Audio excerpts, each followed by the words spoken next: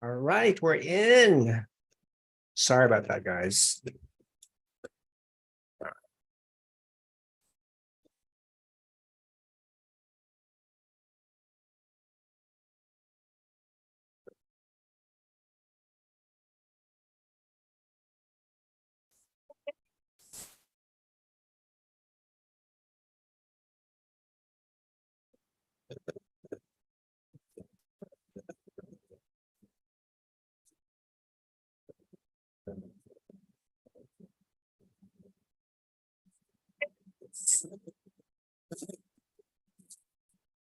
All right.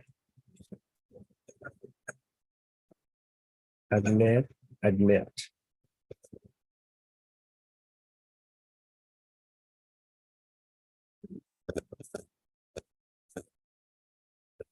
Hello.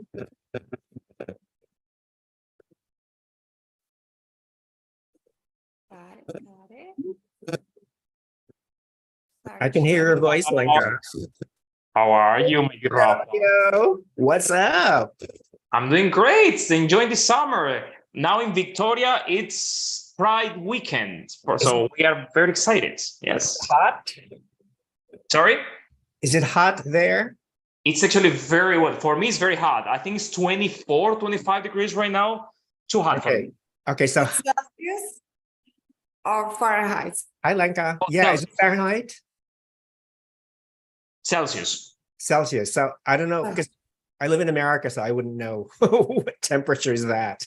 Oh, good one, good one. Let's see. That is too cold for us in Thailand, 23. 23. So that's about what? How many degrees in Fahrenheit?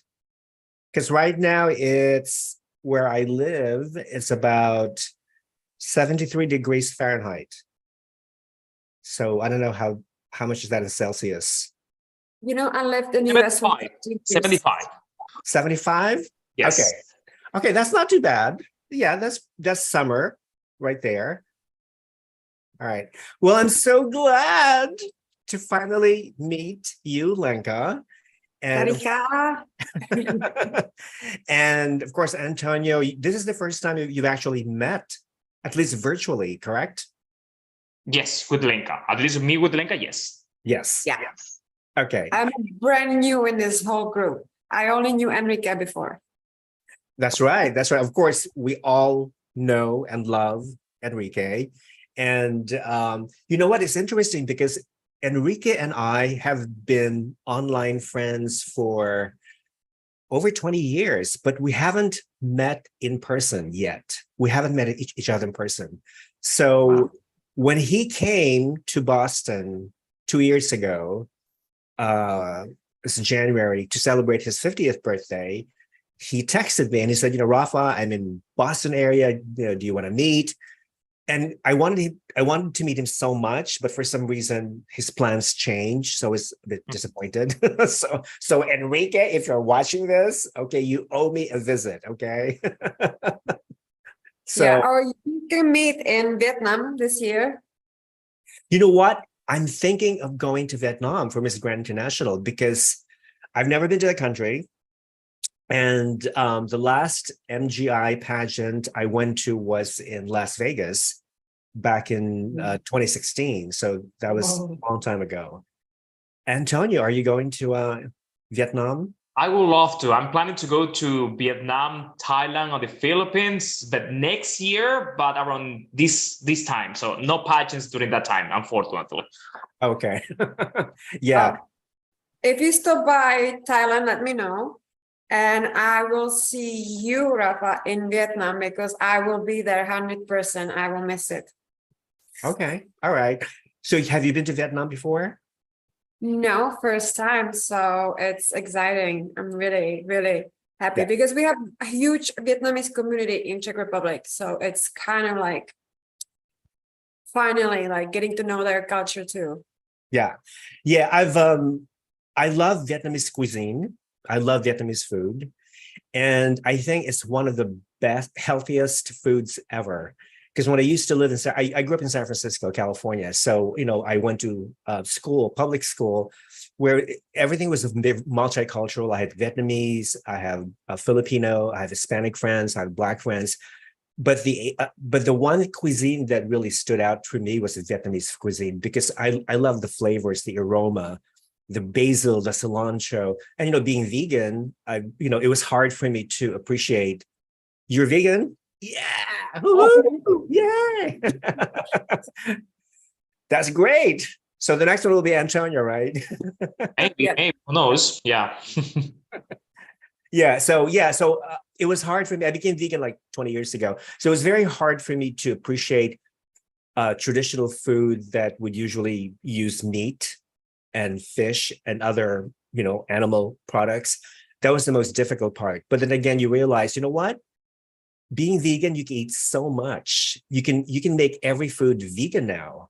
And because of advance in food technology, everything can be prepared, fresh, organic, and healthier, So people, if you're watching out there, if you're trying to lose weight, go vegan. Okay, it's the best. If you want to look young and don't have wrinkles, go vegan, because this is 40. Get out. Amazing. Great. Good for you, Lenka. Amazing. Amazing. Woohoo. So that and also, of course, exercise, staying away from the sun. If you have to if you have to be in the sun, make sure that you have to use sunproof. Yeah. Wear a hat, glasses, and whatnot. Drink lots of water. And of course, at least 7 hours of sleep. And of course, exercise as well. I mean, that's what I do, almost every day. So yeah, people, if you want to go healthy, want to lose weight, have a wonderful skin like me and Lenka, go vegan. And of course, Antonio. Antonio's beautiful skin too. I'm 35. There you go. You don't look like 35. You look like 20 or something. Yeah, I'm 35. So it's good. Yeah. Perfect age. Well, we have so many things to talk about in the world of pageantry. One of the reasons why I started this channel is because I have so many things that I wanted to say about the pageant industry. I had been involved with the pageant industry for like 25 years. So I know the ins and outs of it. But of course, as time goes by, the industry changes, people change, the contestants change, the rules and regulations change. So for me, the biggest challenge is, how do I adapt myself to all these changes while at the same time still love and follow pageantry, because it's one of my passions. Of course, Lenka is also your passion. You have a dog, right? They're crying. I apologize. They're horrible. Okay, bring them up. Bring them to the screen. Okay, so while Lenka is taking care of her dogs, I want to say hello to everybody who's watching. Hello, people. Good morning, good evening, good afternoon, wherever you are. Welcome to Critical Beauty Salon. Tonight, my special guests are Antonio Rivadeneira. Of course, you know who he is. And our special guest is Lenka Direct, or Lenka Vomosil. Lenka. Well, legally, I am direct because my country hasn't accepted my divorce papers. Oh. So that's a Filipino last name. But I use Vomosil in memory of my father, who passed away 2 years ago. Oh, so you were married to a Filipino? Yes, I was. Oh, okay. So, but he was born and raised in US. Oh, okay. Okay. So why did you guys divorce? Why? It's a personal question. You don't have to answer. You don't want to. Well, I wasn't the only woman in his life, so. Oh, there you go. There you go. There's the answer right there. Lenka, don't worry. I'm still in the middle of my divorce, so I'm with you in that stage. I want more than 1 year separated. So you and me, we're almost on the same page, I think. So it is painful. I never want to get married again. You say that now, but you never say never. Never say never. Yes and no, because if like the divorce drags for so long, you know what I mean? It's just and it's easy. You're just in common law. You just separate it, done, and you just divide your, estates, and you don't have to be worried about the paper. I understand, Lenka. It's the paper is like, oh gosh, too much when you're married. Yeah. And it's also very expensive to get a divorce lawyer. Yes. Right? Yeah. US, yes. Yeah. So, I've been with my partner for like over 25 years and we're not married. Even though same-sex marriage is legal in America, we're not married, you know. When I think of it, is it really necessary? Because we both have good lawyers. I mean, we know exactly what's going to happen to each of us when one of us, if I go first, then he gets what I have, and vice versa. So everything is, has a legal contract. But yeah, and it's like it looks good on paper, but you never know. Again, we may get married someday. Who knows? But for now, I don't think it's necessary. So anyway, marriage is good for some people who love it, who like it. Go for it. So good luck to all the married people out there. So hello to everybody who's watching. We just logged on. Actually, I apologize for the tardiness of logging in because I was having some technical difficulties. And the internet here is pretty slow Friday night here in Massachusetts. So I do apologize. But now everything's back to normal. So Lenka, the whole world wants to know who you are because this is your first time to appear on my channel. Would you like to say a little bit about yourself for the world to hear? Okay, so I used to compete when I was a teenager and I quit for modeling because back then in my country, there was not a good organization to really prepare the girls. And then I met Marina Bekova and she got the title Miss Grand International, Czech Republic. So I was like, come to Thailand, let's train. And we got to know everyone around MGI. And I kind of became good at it. And we worked together and then she got in a 5th place, right? Yeah, 5th place. And I got more offers coming in. And then she was also like, well, you're teaching me how to, compete. You need to compete too. So she kind of convinced me to do Mrs. National Universe, which I won. Yeah. And now I'm training Sophia Osako, which is Miss Grand Czech Republic. And I'm helping Maria for supranational. And I am in talks with a couple of other girls, which I cannot just mention yet. Mm-hmm. So, for which pageants the other girls, if I may ask? I'm sorry? For which pageants are those girls?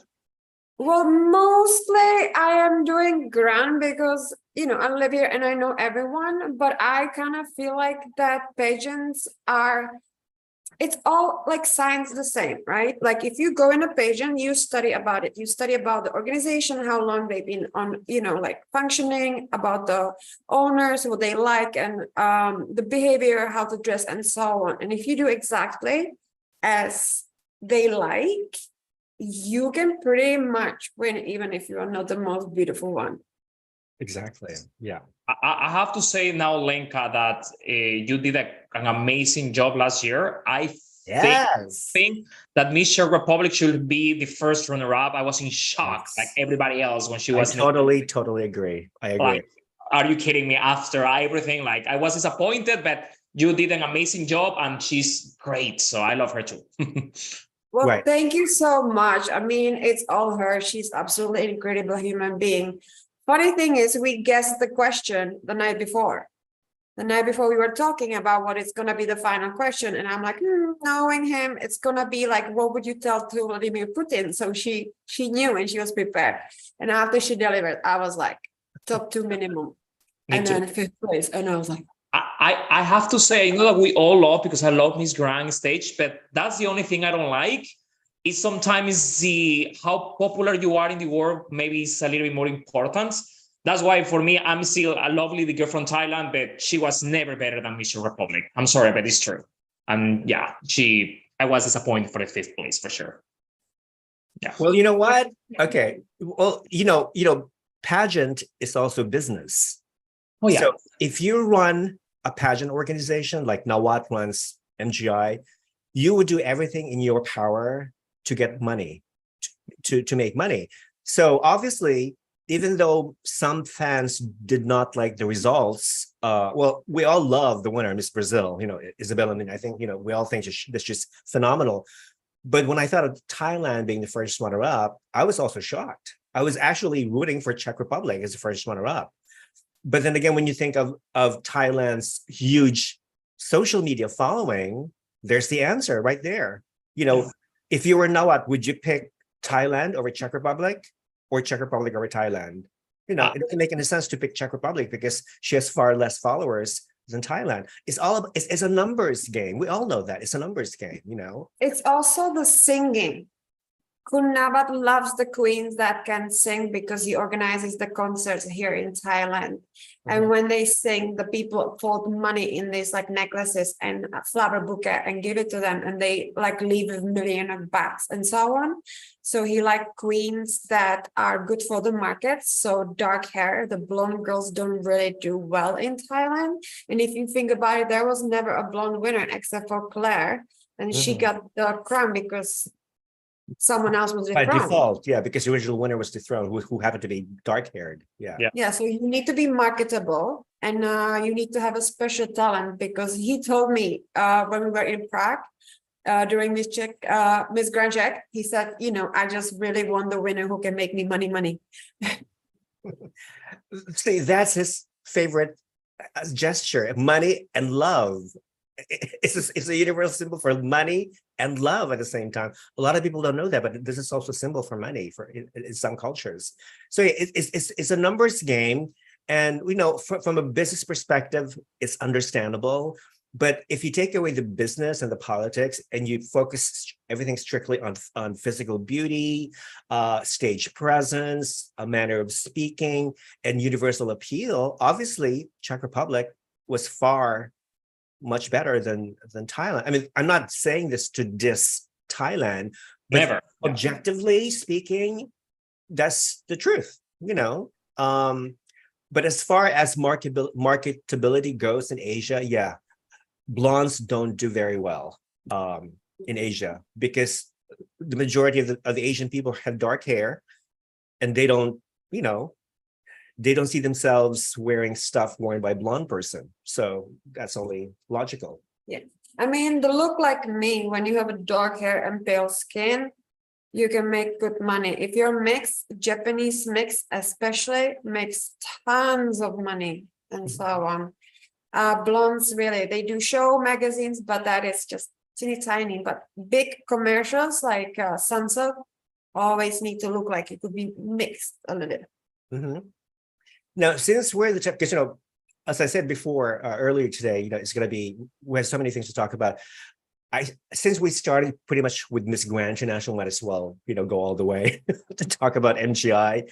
I mean, you know, to those of you who just joined in, Lenka is the current is Mrs. National Universe 2022. She was crowned in Thailand. She lives in Thailand. She's originally from the Czech Republic, and she is a coach and she is a mentor. She coached Miss Grand Czech Republic 2022, and she is helping out this year's Miss Supranational Czech Republic, as well as Miss Grand Czech Republic, who, by the way, is leading the polls. Sophia Osako. Can we talk about Sophia Osako?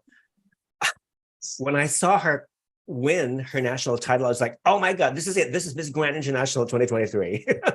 Can we just crown this girl? Because this girl is just so stunning, okay?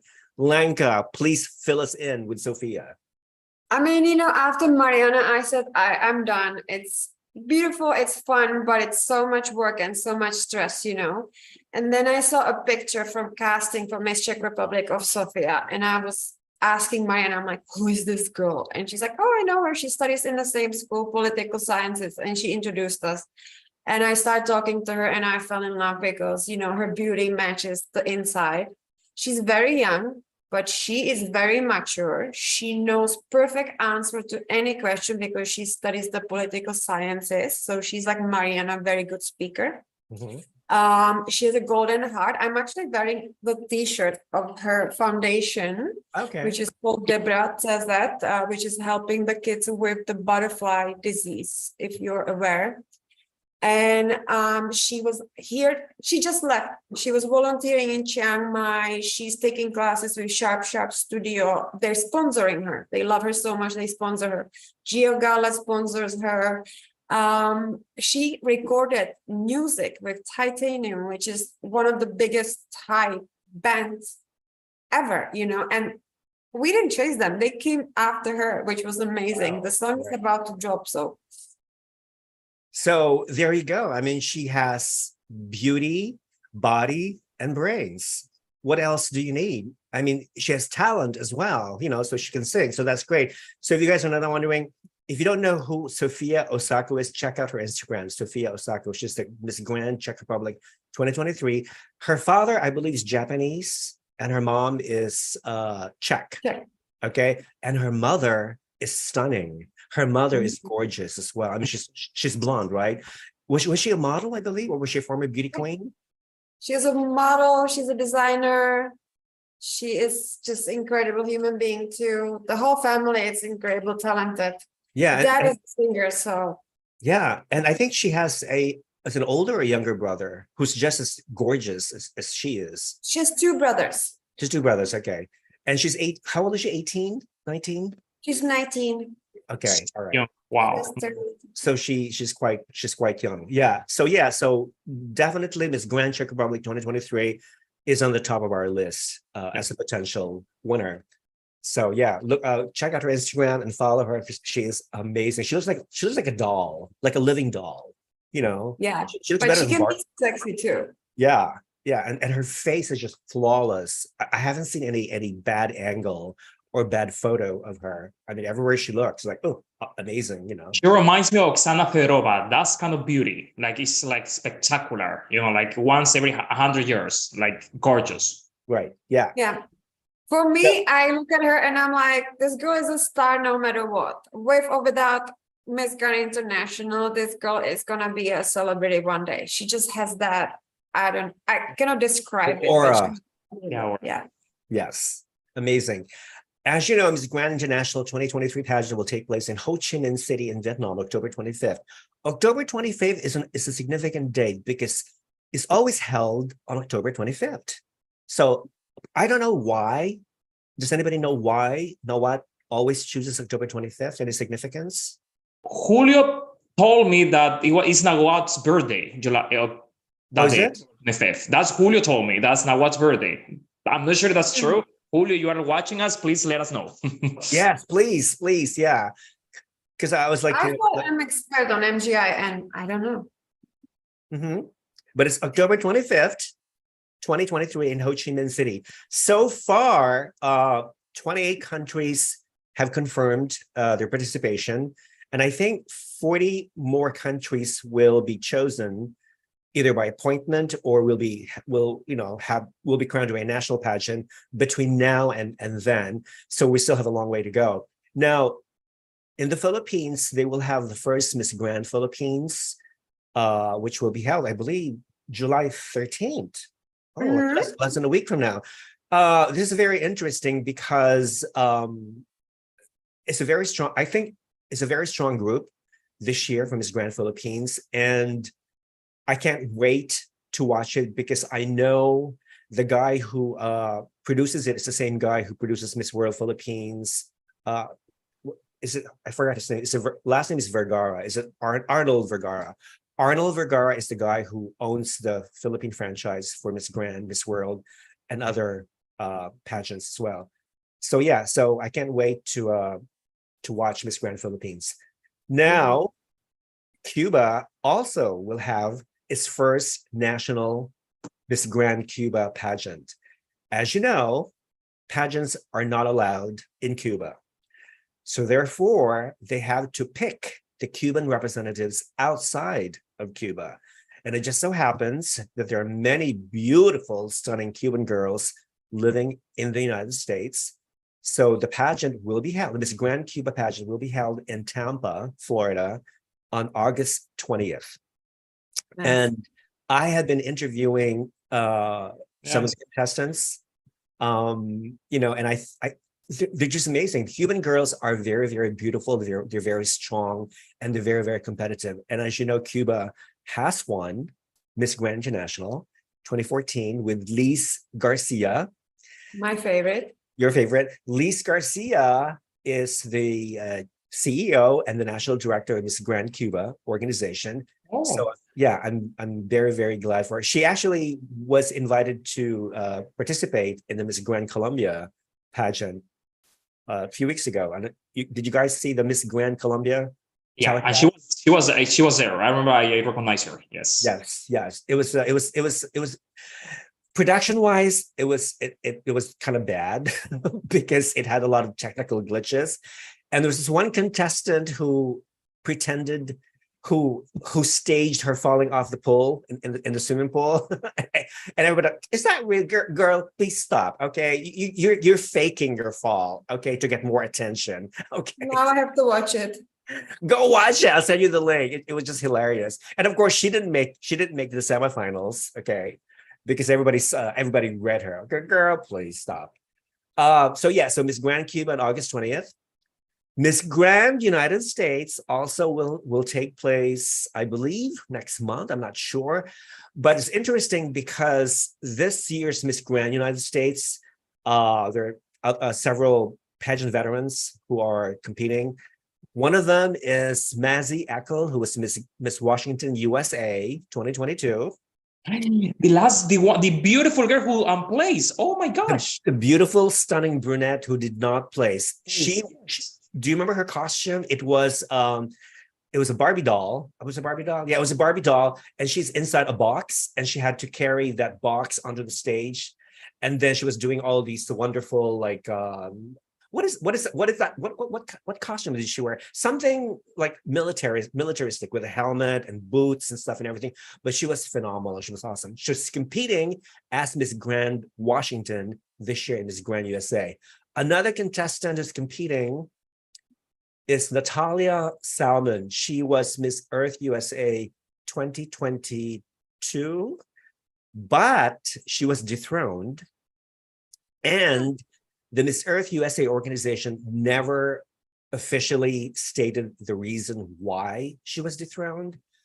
But then a month later, Natalia's mother opened a GoFundMe account to help the family with legal expenses against the Miss Earth USA organization. So you wonder, okay, what happened exactly, blah, blah, blah. But we never knew the real reason why. All we know is that they tried to sue the Miss Earth USA organization. But she's coming back representing the District of Columbia in Miss Grand United States.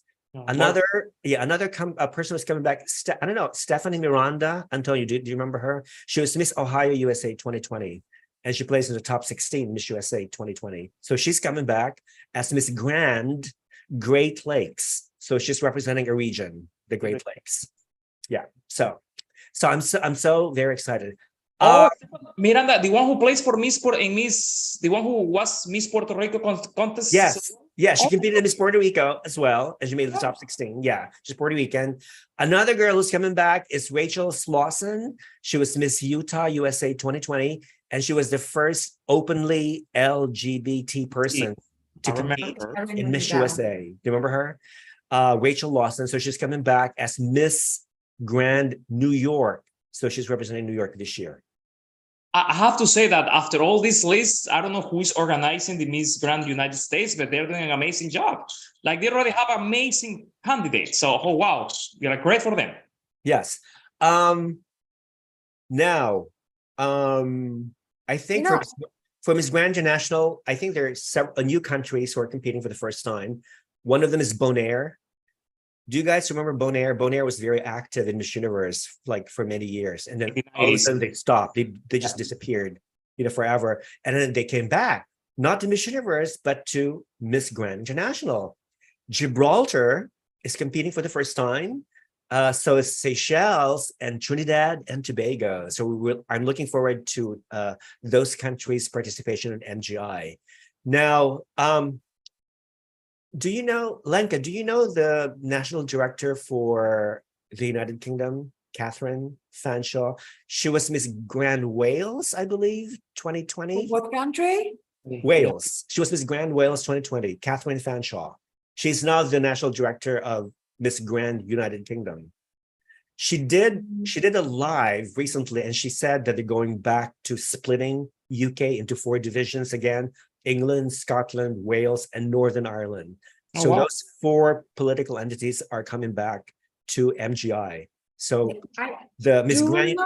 Miss UK was just a one-time thing, I think. I do not recall her, but I know that my friend was representing Ireland last year. She got a license and she went for MGI anyway. So I think it's kind of open. If you have the money, want to buy the license, you can pretty much join in too. Exactly.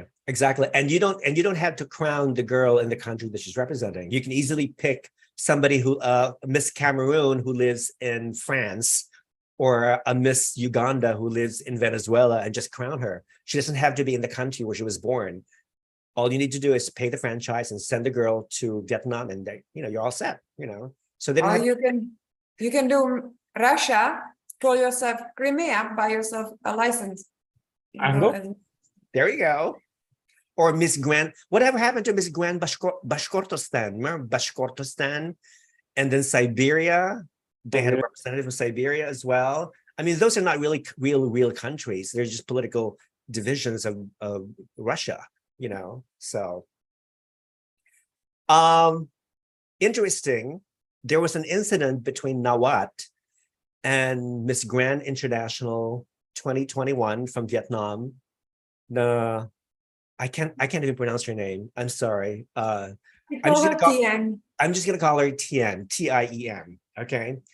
I wish I could speak Vietnamese, but it's a very difficult language to learn, actually. So we're just gonna call her Tien. Anyway, so what happened? I don't know if people watching, did you guys what happened between Nawat and Tien? Yeah, I mean, if you live in Thailand, you cannot miss anything. So this is what I heard, and you can tell me, Lenka, what you heard. Okay. What I heard was that Tien wanted to include an inspirational quote on her Instagram profile, okay? But the quote was too long, so she ended up erasing her title, Miss Grand International 2021. But then again, she didn't write the quote, and she left it blank without her title. The word got out to Nawat. Nawat, I guess he felt offended by it. So he immediately thought that she was going against the organization. So this is how rumors starts. This is how rumors spreads. Okay, there's no valid reason why he just got, but he took it personally and he got pissed, he got mad, and he threatened to dethrone Tien. Okay, so what happened was that Tien and the national director for Vietnam did an Instagram live.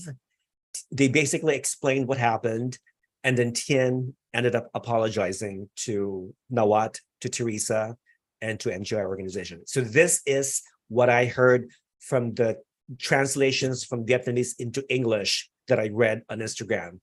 Lenka, what do you know? Well, I mean, the problem started a little bit while ago, last year, when the Vietnamese representative didn't make it to the top 10, right? Top 20. And Vietnamese were very angry because, Thailand made it and Vietnam did not, and they didn't take it really well. So a lot of Vietnamese people unfollowed MGI, and it's crazy because their current winner was Vietnamese, and it's about to happen in Vietnam, and yet they were just so angry. So it was already like rumbling a little bit. And then wasn't that the time when Nawat thought that Vietnam was fat? That was the fault. The Vietnam says in a live that Miss Vietnam was fat, and I would be offended too. Like that was it. Yeah. So he basically insulted her. Like that. Yeah. But yeah, so there were already some kind of a problem. So I think that maybe he just got pissed off because he saw the title disappearing, and he thought that she's also like on the side of the Vietnamese who are angry or something. But I don't know. I mean, she said that she wanted to put the quote and that someone called her and then she forgot to finish it. I don't know, but it's such a small mistake, such a teeny tiny mistake, and it's just such a blown up drama. Thailand. I know. Yeah. But Nawat being Nawat. I mean, his one thing I like about Nawat is because he's honest. He could be very brutally honest. He has every right to say what he wants to protect his business, to protect his interests, and also to protect the brand. of MGI. Now that it has gotten bigger and more countries, want to compete. So it is understandable. But I think as far as Vietnam hosting Miss Grand in October, I would probably think that it's going to be very difficult to find sponsors, to help with the prizes and whatnot, because of what happened between Nawat and Tien and the other Miss Grand Vietnam. So yeah, so we'll just have to wait and see, I guess, But yeah. It's the pageant industry. People can be so sensitive. Okay, you have to have thick skin in this business. Thailand. In Thailand, people, it's something they call lose the face. Like if you say something and so on, and they feel offended, they lose face, and they take it very seriously. People are like capable to kill each other for losing the face. Thai people are sweet and kind and generous, but when they feel like they lost a face, run. Wow. That's too bad. It is. Anyway, moving on. Okay, unless anybody else has something to add about Miss Grand International, feel free to comment in the chat box. Hello to everybody watching. Hello. Hi, Derek. Hello, Roy. Thank you for coming in. Hello, Richard. Hello, Retro Glamour. Thank you. Retro Glamour says Crimea was cringe. Cringy, Miss Crimea. Okay. Can we talk about what's going on in the relationships between Ukraine and Russia? I don't know. Can we get political? Do you want to get political? Because I have some opinion about it. I don't want to get political. I think, well, okay, if you don't want to be political, I will. Okay. This is my personal opinion, and I think it might offend some people, but I really don't care. I think that pageants should start accepting Russian contestants again, because, as you know, the war is still going on. The Russians are still in the Ukraine and whatnot. Most Russians do not approve the war. And they are suffering as well as the Ukrainian people are suffering. So I don't think it's fair to politicize pageantry, because pageantry is all about goodwill. It's all about mutual understanding.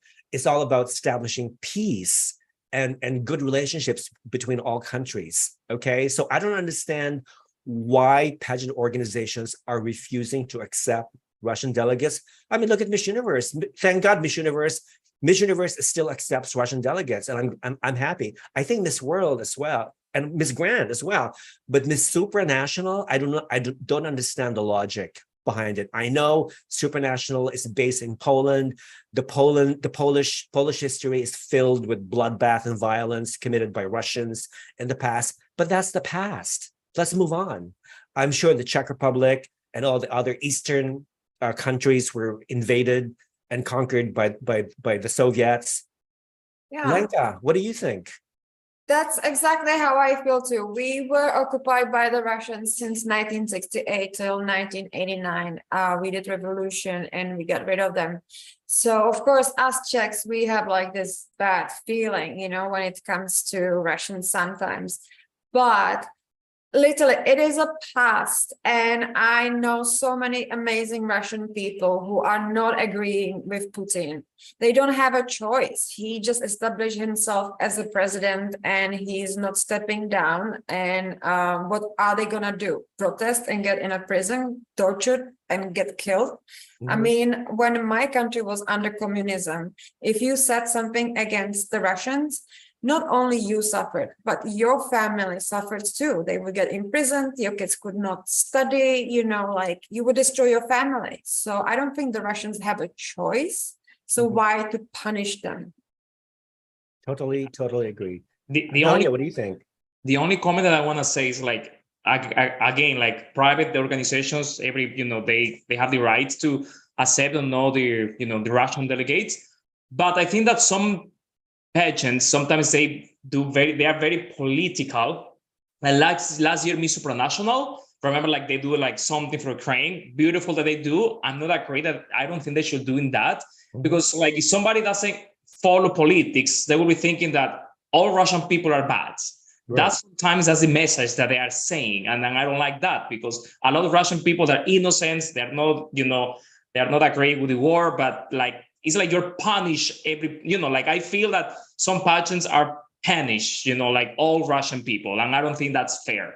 That's my opinion. Mm-hmm. Yeah, I totally agree. It's the same thing with sports. I think Russia has been banned from the Olympics. I think with some other sports as well, and it's really bad, because if you're an athlete and you've been training most of your life to compete internationally, and all of a sudden your government tells you, sorry, you cannot compete because the whole world hates us. I feel bad for this person, for that athlete. So it's really not fair. So Miss Supranational, if you're watching this, okay, Gerhardt, if you're watching this, please start accepting Russian contestants, and not only Russia, but also Belarus, because I know Belarus supposedly supports Russia in the invasion. So both Russia and Belarus were banned, okay, from competing Supranational. Just let it go. Let it go. Life is too short. We have to move on. Now, people are saying, could you please reveal your Miss and Mr. Supranational favorites? Yeah, we're going to talk about that later during the show. But we have so much things to discuss about pageantry. Okay, now we're done with Miss Grand International. Let's talk about Miss Universe. Okay, I'm sure we have a lot of things to say about Miss Universe. Who wants to start? Depends on the question. What do you want to say about Miss Universe? Okay, well, as you know, Miss Universe, okay, everybody wants to know, when will Miss Universe be held? We know where, in El Salvador, but there's no date. There's no specific date. There's no specific venue. And El Salvador has not crowned their representative. So, what is happening? If any Salvadoran people out there, please let us know. I know that the president of El Salvador, I think it was yesterday or 2 days ago, actually, he posted on social media, I think it was on Twitter, and asking the girls from El Salvador to compete in the national pageants so they can be the hosts for the Miss Universe. So I think that's still on, but it's nervous that we're in July right now and we don't have a specific dates and venue. Yeah, that makes me nervous. Right, me too, definitely. Lenka, Yeah, what do you think? Thailand is a little bit upset because Khun Anne said that she's going to make it every 2 years in Thailand to help the Thai economy. So everybody was expecting it to happen this year in Thailand, and it's El Salvador. And it's not the only promise. I mean, when she bought the organization, I was so excited. I was like, oh, she's going to bring the changes. She's saying that she's not going to put in top the countries just because they are like, the powerhouses, and I feel like when I was watching it, she did put the countries which are powerhouses, that she pretty much did what was done before, nothing new, and she broke promises. So I'm a little bit disappointed, truthfully. Yeah. Apparently, the Miss Universe organization is still, because of these changes, it's still experiencing some structural and some administrative changes. I don't know if you heard, but Miss Universe Thailand is going on. They're still finalizing, the number of contestants competing. But I heard, thanks to our good friend George, the administrator of Pageant Empress, George told me that 4 contestants in Miss Universe Thailand withdrew from the competition, either for personal reasons or from other reasons. But another Thai friend told me that those 4 girls who withdrew, either they had some major attitude problem, they were unprofessional, they were not pageant ready, so they were forced to withdraw. Another girl, the 5th girl, was dethroned. She was Miss Universe Bangkok. Okay, she was supposed to represent the city of Bangkok, but the province organizer decided to eliminate the city and focus instead on the entire Bangkok province. So there's no city of Bangkok, but there's a province of Bangkok instead. So the girl who was supposed to be the representing city of Bangkok flew in from United States.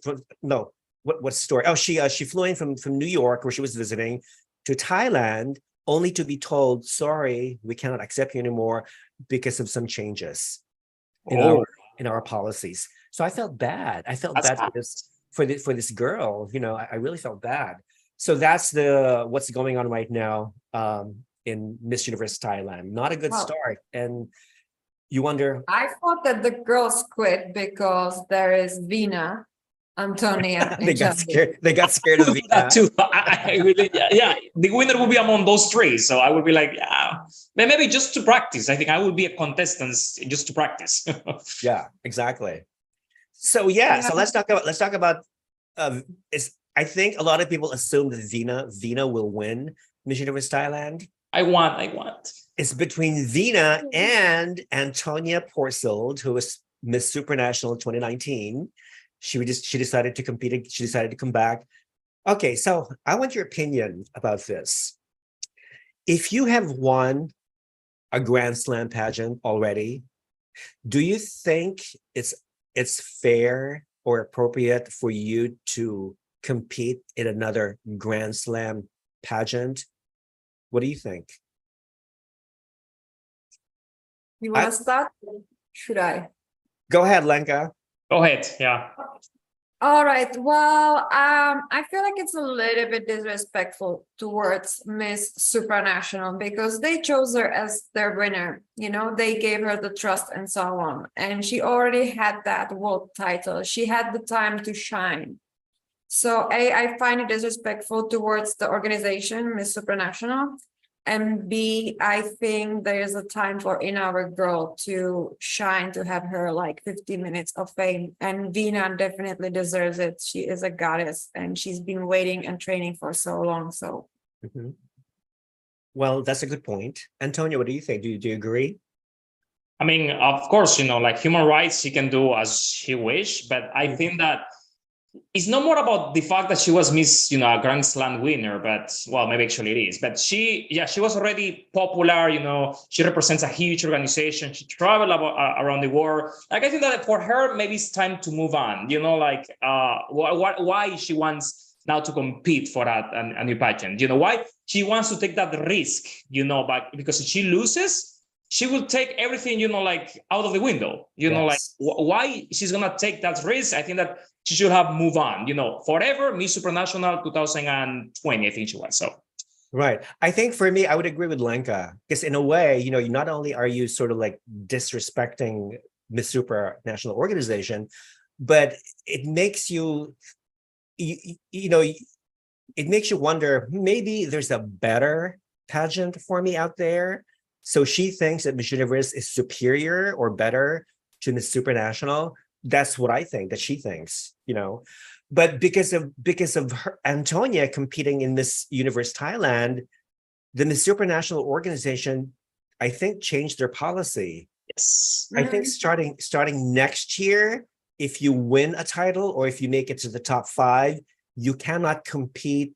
Oh, wait, what's the clause? If you decide to compete in a rival pageant after your reign, you will be fined like $100,000 or something like that. I think it's $100,000 for the winner. Like for the winner, she wants to. Yeah, she needs to pay that. But for the first runner-up, I think that the contract says that she cannot compete for 1 year in case that something happens to the winner and they need to replace her for maybe an activity. I think the contract is for the winner and the first runner-up. Okay, I think that's good. I don't have any problems with that. It's one way to protect your brand, to protect your company's interests. So correct. I think it's good. I don't know. Does MGI do the same thing? Lenka, yes, that happens. Remember with Australia, with Claire. Oh, with Claire, that's Claire right. Compete for Miss Australia Universe, and then that's why Nawat take her title of Miss Grand International 2015. He actually dethroned 2 girls that year because Dominican Republic won and she wasn't able to fulfill her duties. Then Claire got the crown and Claire wanted to go years later to another contest. And she was taken away the crown. So now there's no winner for that year. Exactly. There's no winner. There's no Miss Grand International 2015. You're correct. Okay, so see, I don't like that because everybody knows that Dominican Republic won that year, and then Claire, Australia, was the successor. So I would, yeah, that doesn't sound right to me at all. Like, you know, I'm sure the past title holders have done horrible things in the past, but their names still remain in record history. Like what happened to Miss Universe 1974 from Spain, Amparo Munoz. She did not finish her reign. She was horrible to the Miss Universe organization, but they did not dethrone her. You know, they let her name stay in the records as Miss Universe 1974, you know, but it's ridiculous. I think it's childish, it's immature. But what do you expect? Nawat is immature. He's a child. Didn't they dethrone another Miss Universe? The what? Didn't they dethrone another Miss Universe? Only Oksana from Russia, 2002, she was Yeah. dethroned. Yeah. Yeah, she was dethroned because she was unable to fulfill her obligations, and she had lied. She had lied to the Miss Universe organization. Okay, I did a vlog about this explaining, you know, why she was dethroned, and I got a lot of hate mail saying, no, Rafa, no, she quit. She quit from her job. No, she was fired. Okay, no, she quit. No, she was fired. I believe you. I believe. Discussion. Yeah, she was strong. I don't think she was fired either. Yeah. She was dethroned. And why? You know why? Because Paula Sugar herself told me when I interviewed her. Okay, so that was an end to this argument. Now, as you know, last year Miss Universe again updated their entry rules. They can now accept married women. So I don't know if it's good or bad. Let me ask Lenka, who is Mrs. National Universe 2022. Great. Actually, yeah, great. Yeah. Lenka, please, what is your opinion? What is your opinion of a Miss pageant accepting married women? I think it's fabulous because, I mean, the woman has to think if she can handle it all and if the husband is okay with that too, right? I mean, having a husband who is against it and fighting and then you cannot fulfill your duties, that's a problem. But if you're sure that you can fulfill your duties and if you have kids and, you know, you have supportive husband who takes care, then I don't see a reason why. I mean, we're women, we give birth, we give life. So we celebrate it. So why not give it the right to have a crown too? Mm-hmm. Yeah. Okay. Antonio? I said something, you know, I'm agree 100%. I was actually very happy because there's gorgeous girls that are married, you know, maybe they have children. So great, they can compete. That have my only two concerns, like if we have a Miss Universe who's actually married or have a child, and she needs to go, let's say, to Indonesia to do something, and the child is sick, you know, and she, you know, that's my only no concern, but I will be feeling bad for the winner, how she would not enjoy, you know, what she's gonna do in Indonesia when she knows that her kid is sick. You know, that's my only concern. I would love to, in that case, the organization build a clause that maybe the first runner-up can replace her and everybody will be happy. That would be beautiful. Mm-hmm. Something else, the only change that I was not agree is that they allow pregnant women to compete. I don't think they should compete. I think that they should compete after, you know, like after they give birth. Beautiful, go. Yeah. But during the pregnant, not during. I don't think it's fair. Like it's to compete. Like that's my only opinion.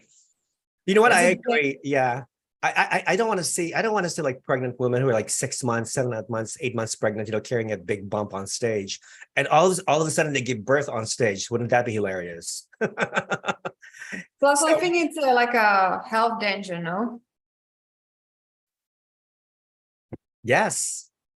But you know what? It's interesting because I understand Miss Universe organizations is trying to, you know, the reason why they change all these policies is because to give more freedom and choices to women, regardless of their marital status, which is fine. I don't have any problem with that. But I think you have to draw the line somewhere because, like, what about the logistics behind it all? Okay, fine. You crown a married woman who has like a baby. Are you going to find a babysitter to take care of that baby, a nanny to travel with that queen everywhere she goes? What if the baby cries? What are you going to do? You know, what do you have? Do you have to breastfeed that baby in public if you have to? Things like that, you know. Well, I mean, it's 2023. The man can stay at home and take care, and we have a, breast pump. So if the baby is hungry, he can feed it. I don't see a problem with that. Yes, exactly. And I can imagine a married Miss Universe or a married title holder with a baby feeding her baby on Instagram Live. That would really go viral, I think. So yeah, think about that, people. And this is my idea, okay? I would love to have a Miss Universe with a child. That would be amazing. I think that would change. Now, speaking of married women with kids, one of the contestants in this year's Miss Universe Brazil, Miss Goiás, her name is Renata. She's gorgeous. She's just stunning. Okay. First look at her. I couldn't tell whether you can't be a mother because she looks so fabulous. I mean, your body is amazing, but she has a 2-year-old, 3-year-old kid, I think. I mean, she's happily married and stuff and everything, but she's competing for Miss Universe Brazil. And if she wins, and I probably wouldn't have any problem with her winning because she's stunning, she will make history as the first ever Miss Universe contestant who is married. Married. Not including Leona Gage from 1956, 57. She was Miss Maryland, USA, who competed in Miss USA that year.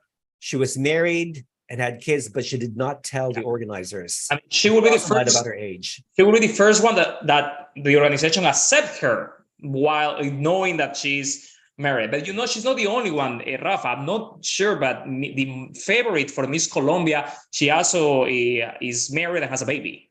And she's also gorgeous. Oh my gosh, she's a favorite. Everybody wants her to win. And Vina is married too, I think, by now. Vina is married as well. So you have Vina competing in Thailand. You have Renata competing in Brazil. You have the Colombian woman. And in Miss USA, you have Miss Maine USA, Juliana Morehouse Locker, who got married last month. I'm not sure if she's pregnant already, but, she got married. So again, if she was Miss USA, she'll be the first Miss USA who's married. So yeah, I welcome all these married women. I think they have something special to contribute to the table, and their experience in a way, being married women, can probably inspire and aspire, using Miss Supranational's slogan, inspirational and aspirational at the same time, to all these women out there. So yeah, so that is good. Now, okay, just reading some of these comments. Retro Glamour says, she could use a travel nanny. Princess Diana was the first working royal to take her children with her. That's true. Yeah, she was. True. Yeah, she was. I mean, we all miss, God bless Princess Diana. She was amazing. She was amazing. That's true. Stefan Richard, hi Stefan, says, I don't agree with it. We cannot always please everyone. Miss Universe is a symbol and should be free of baggages and focus on her official duty of what a Miss Universe should do. Yeah, you know what? Yeah, it's not very easy to adapt to these changes, but Stefan, in a way, I agree with you, but at the same time, given the fact that Miss Universe has extended its philosophy to being exclusive and being diverse, and also women empowerment. I mean, this is all part of their new philosophy of empowering women. Women can do everything. Women can do everything. Women can do everything. Not just single women, but if you're a mother, if you're even if you're divorced or a grandmother, you can do all these wonderful things that any single woman can do. So yeah. So bravo. Now let's talk about Miss USA 2023. Okay. Mm-hmm. As you know, I don't even know where to begin. Antonio, I think you can help me. As you know, a few months ago, Crystal Stewart, the former national director of Miss USA and Miss Teen USA, her company is called Miss Brand Company. Her company was dissolved. I think it's last March. The reason being, and I did some research, and I found out that her company, Miss Brand, was dissolved because of what they call a forfeited existence. What that means is that her company failed to file her tax return, and also to pay the taxes due to the state of Texas, where her company is based. So that's what forfeited existence means. So because of that, her company was dissolved. Okay. And this explains why Crystal herself was also suspended. So, which brings us to the question, what happened? What's going to happen to Miss USA and Miss Teen USA? Well, now both pageants are back with Miss Universe organization. So Miss Universe organization is now handling those two pageants again. So in a way, I feel bad for Crystal, because I remember, do you remember she made this amazing video where, you know, when she found out that she was the first Black woman to be the president or a national director of Miss USA, everybody was so happy for her, you know, congratulations, bravo. And then the sex scandal with her husband, that Belgian guy, Max Sebrex, surfaced. Some of the former Miss USA contestants started complaining about him, how he sexually harassed them. One of them tried to sleep with him, blah, blah, blah, and so forth and so on. So I don't know whether or not Crystal and Max are still together, because I haven't heard any news if they got divorced or she filed for divorce. But she lost Miss USA. She got suspended. And now Miss Universe is going to run both pageants again.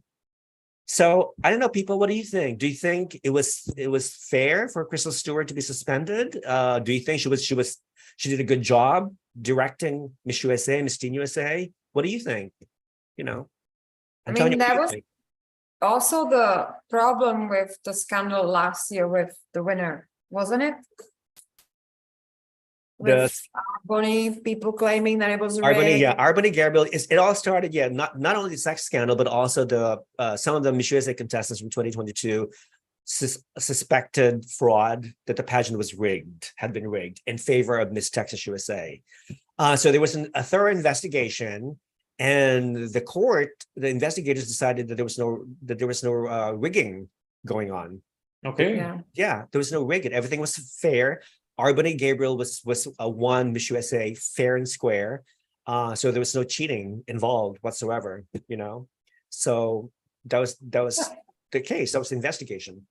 Yeah, but truthfully, truthfully, if you're running organization and you're watching the girls every day, you naturally have your favorite, and then naturally your favorite is gonna shoot for more sponsors and be seen more. It's normal in any competition. It's not being rigged. It's just she just saw the potential, so she maybe might have pushed for her more. But which national director doesn't do it?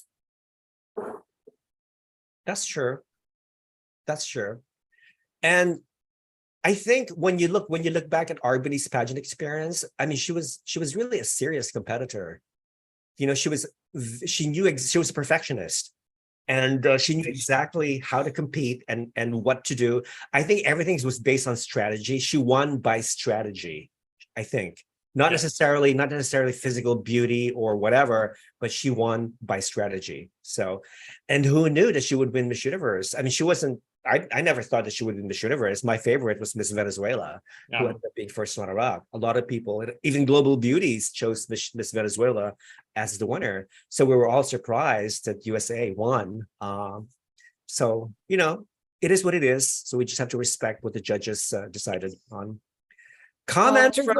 Yeah, go ahead. I'm surprised by the winners for the past 3 years, so I'm getting used to it when it comes to Miss Universe. Hopefully we'll have a great Miss USA this year. Comment from Stefan, and Miss Khun Anne needs to take herself out of all the pictures somehow in her head. She thinks she's Miss Universe, but she's not that. She's just the owner. I agree, totally. I think we all agree. Yes. That she's everywhere. But oddly enough, she hasn't been spotted with Arboni, with Miss Universe. What happened to Khun Anne? She hasn't been seen lately in public. I don't know, what happened. but during the first 3-4 months of Arbonne's reign, Khun Anne would follow Miss Universe everywhere she went. You know, Thailand, everywhere she went. So, but yeah, you're right. Did I anybody? mean, it Go ahead. goes for her, but it goes for all of the national directors and organizers and so on. You're making the competition to make the girls famous, not yourself. Stop putting your face on Instagram and social media. Put the girls. It's about the girls, not you, because it's not only Anne, it's all around the world. Correct. Well, so how is Khun Anne different from Nawat? Because Nawat does the same thing. He always tags along with the winner wherever she goes. Most of the time.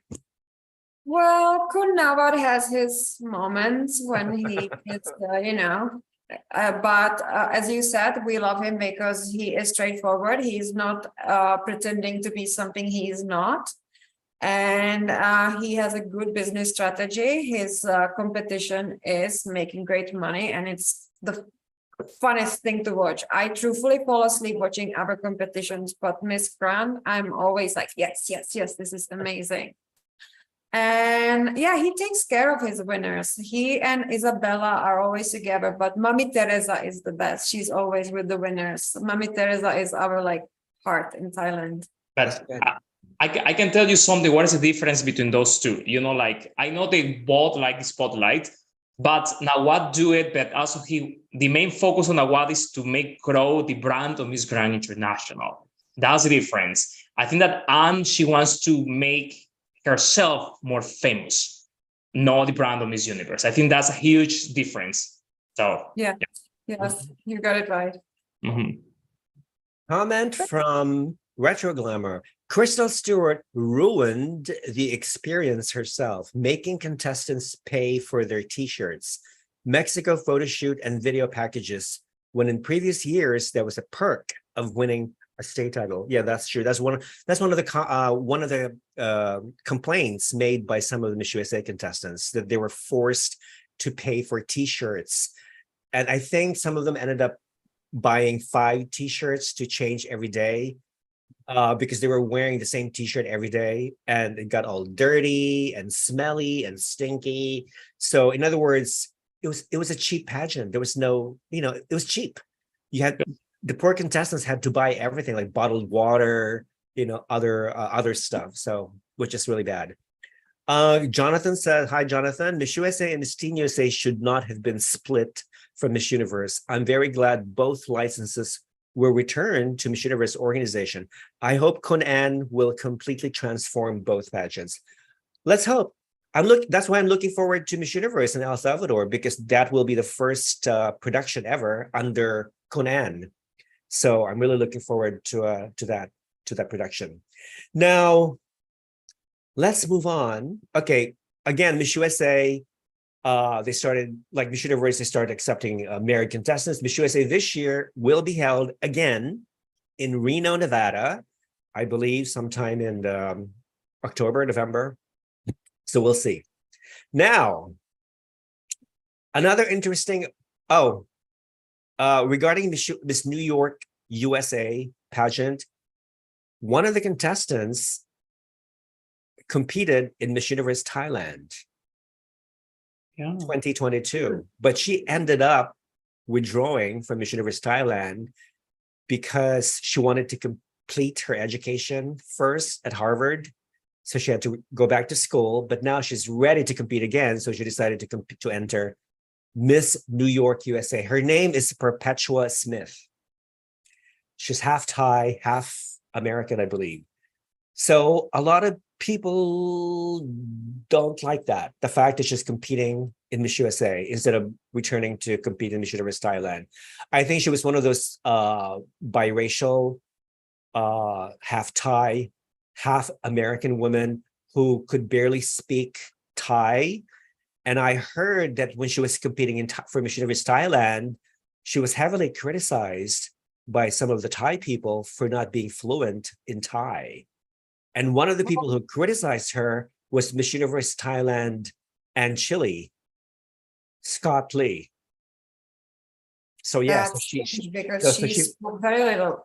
Yeah, Thai. so she felt very hurt, and so I guess that's the reason why she left Thailand and returned to the United States. Wow. So as a go ahead, Lenka. So Anne didn't really speak much Thai. And what's the other girl who was runner-up after Anne? She's South African too. She's also not speaking Thai, and they're heavily criticized. Tarina. Okay. Oh yeah, that's right. She couldn't very little Thai. Yeah, but she's studying like 3 hours a day now, so she might be coming back. Oh, okay, that's good. Yeah, that's good. I think it's only logical though, if you're going to represent a country, you should at least be able to speak the language of that country, you know. So that's why one of the reasons why I did not really support Celeste Cortese, Miss Universe Philippines 2022, is because she was born in the Philippines, but she moved to Italy, where she grew up, and she was raised as an Italian woman. So she returns to the Philippines and represents Philippines in Miss Universe, and I still was not convinced that she was Filipina. When I saw her, I thought, when I see her an Italian woman. I don't say a Filipino woman. So I wasn't convinced at all. You know, I mean, that's my opinion. So if you're going to choose somebody who's going to really represent your country, make sure that that woman speaks the language fluently. If you get to choose a girl who speaks fluently Thai but no English, or a girl who speaks perfect English but no Thai, who would you send to the world competition? Good question. I would rather choose somebody who speaks her native language, because Miss Universe Miss Universe always offers good translators, and I think they can always find a good translator to translate from Thai into English. But for me, it's more about like you are the your representative of your country, you know. So for me, you should, you know, it's not necessary for me. I mean, it's great that you can speak English, but yeah, I don't know. For me, it's not mandatory. Mm-hmm. Yeah, I totally agree. Yeah, on that. Yeah, because I'm like, oh, it's 2023. It's so easy to learn. Even if you cannot afford education, you can turn on the movie, put on English subtitles, and study. And English, it's quite easy language. So I don't understand, especially some girls who be going to competition after competition after competition, and they're still not knowing how to speak English. I'm like, come on. Mm-hmm. Yeah, there's really no good reason not to be able to learn English these days, because the resources are infinite. There's so many tools available out there to be able to learn any language, not like English, you know. I mean, I didn't speak Spanish until I went to high school. And then, but when I said to myself, Rafa, I want to be fluent in Spanish. So what did I do? I started watching Spanish telenovelas, okay, on TV, like 24 hours a day. I started hanging out with students and with people who spoke Spanish. I watched the news channels in Spanish. It's the only way. You really have to immerse yourself into the language. And that's why I was able to interview one of the contestants from Miss Grand Cuba in Espanol, in Spanish, because I knew the language already, you know. So next time I will do an interview in French, because I also speak French. So not Czech. Maybe not. I'm not ready for Czech yet. What? I said, I'm horrible. I don't speak Thai, but oh, come on. Even the numbers in Thai, you can't count in Thai 1 to 10. Hello.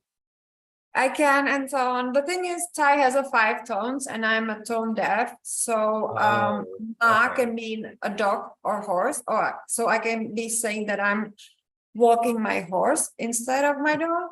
So it's yeah, it's the same thing. I think most Asian languages are tonal, like Chinese, Mandarin, Chinese, even Vietnamese. Vietnamese has a lot of tones. So you have to be very careful what tone to use if you don't want to offend like people and stuff. So that's good. Now, going back again to Miss USA, as of July 5th, 2023, 45 state title holders have been crowned, which means we're still missing 6. Okay, we still have to wait for representatives from Utah, Texas, Colorado, Indiana, Minnesota, and New York. New York is the last state to pick their queen, which is on August 6th. Okay, and you know who my favorite for Miss USA this year? Oh, All right, check out Miss Nevada USA 2023. Her name is Josie Stevens. Okay, remarkable, amazing, beautiful, stunning woman. She placed first runner-up 3 years in a row in Miss Louisiana USA 2020, 21, 22. Okay, then she moved to Nevada to establish residency. She competes in Miss Nevada USA for the first time and she wins just like that. Okay, check her out. She is gorgeous. If Miss USA contest were to be held today, she would win. And of course, Nevada has an amazing state director, Shanna Mokler, who was a former Miss USA 1995.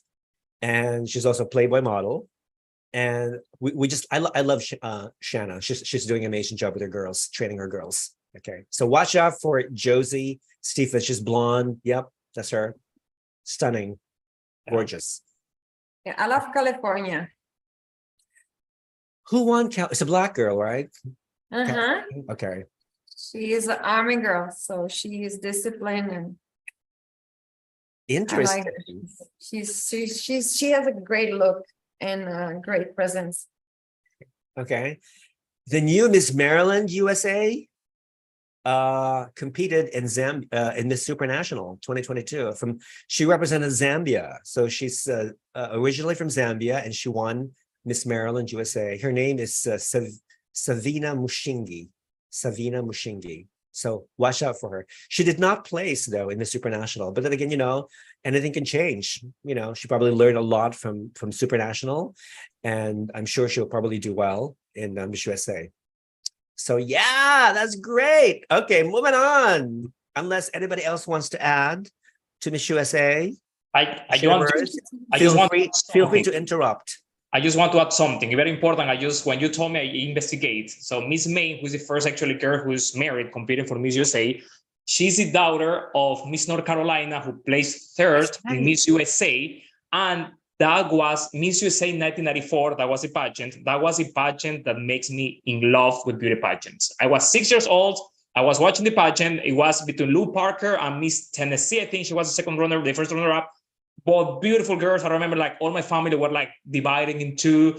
And I'm happy to know that the girl who placed third, because I remember she was wearing her mother was wearing a pink dress. She was blonde and she placed third. So I'm very happy, excited that, she's the daughter of one of the girls that I saw my first pageant. So I'm happy.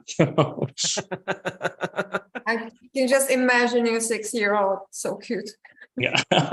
I can imagine Antonio as a 6-year-old, Prancing, wearing a crown, wearing a sash as a 6-year-old little boy, pretending to be Miss South Carolina USA.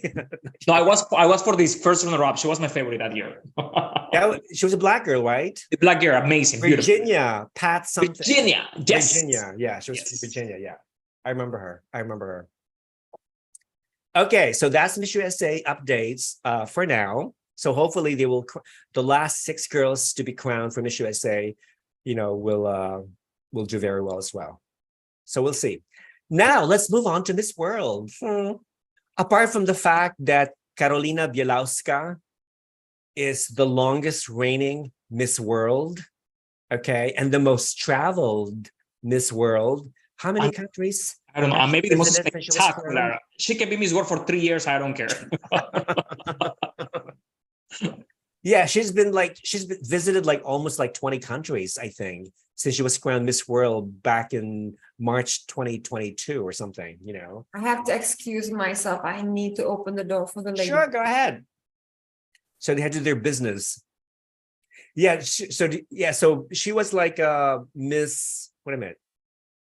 So she's traveled, what was the last country that Karolina visited? India, maybe? I don't know. Yeah, she was in India, right? Yes. And then, so when you compare her with Albany, Miss Universe, Albany so far has visited only, 6 countries? Yeah. Yeah, six or 7 countries. I think the last country she visited was Guatemala, I believe. But I heard that she's traveling, Albany is traveling to another country to crown the winner, the representative of Miss Universe for that country, but we don't know what country yet. So that's the secret. But going back to Miss World, so Karolina Bielawska has been the longest reigning Miss World so far, okay, and also the most traveled Miss World so far. And Antonio just said that he doesn't mind if she is Miss World for another 3 years or so. I don't know about that. I don't know how I feel, but it wouldn't be fair for the other girls who are competing. Of course, but We don't even know yet when the next Miss World pageant is going to be. Heaven forbid they're going to extend it for another 6 months or so.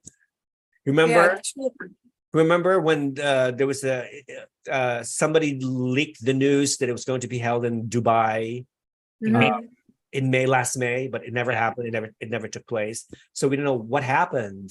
Okay, what happened? And then now it's going to take place where? We don't know, right? So it's still a mystery. In India.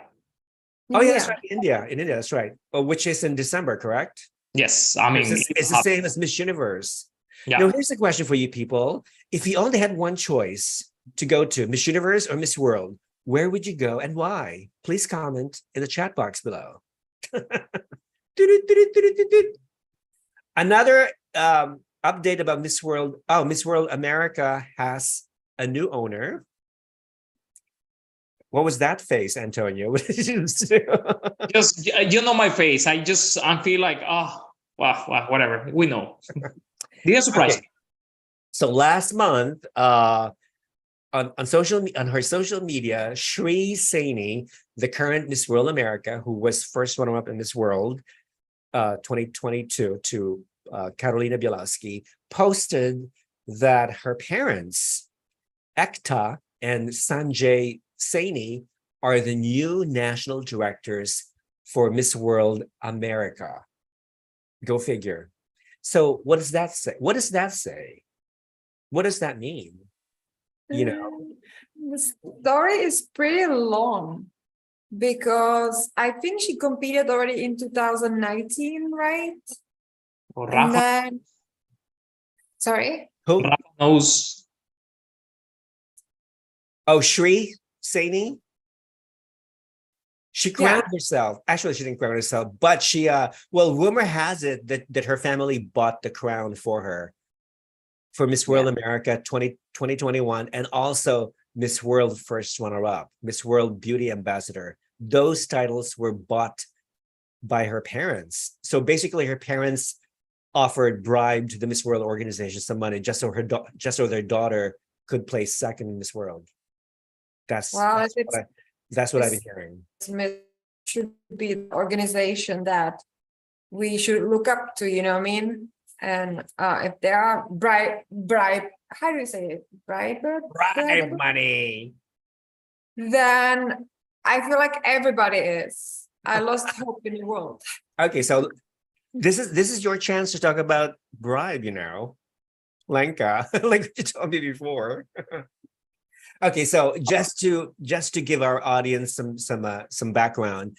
Okay, so Lenka, Antonio and I, and because we belong to this chat group, okay, and WhatsApp. So Lenka brought up the idea of bribery in pageantry. In other words, there are some organizations or even pageant fan pages that can be bribed so to promote a specific contestant during a specific pageant.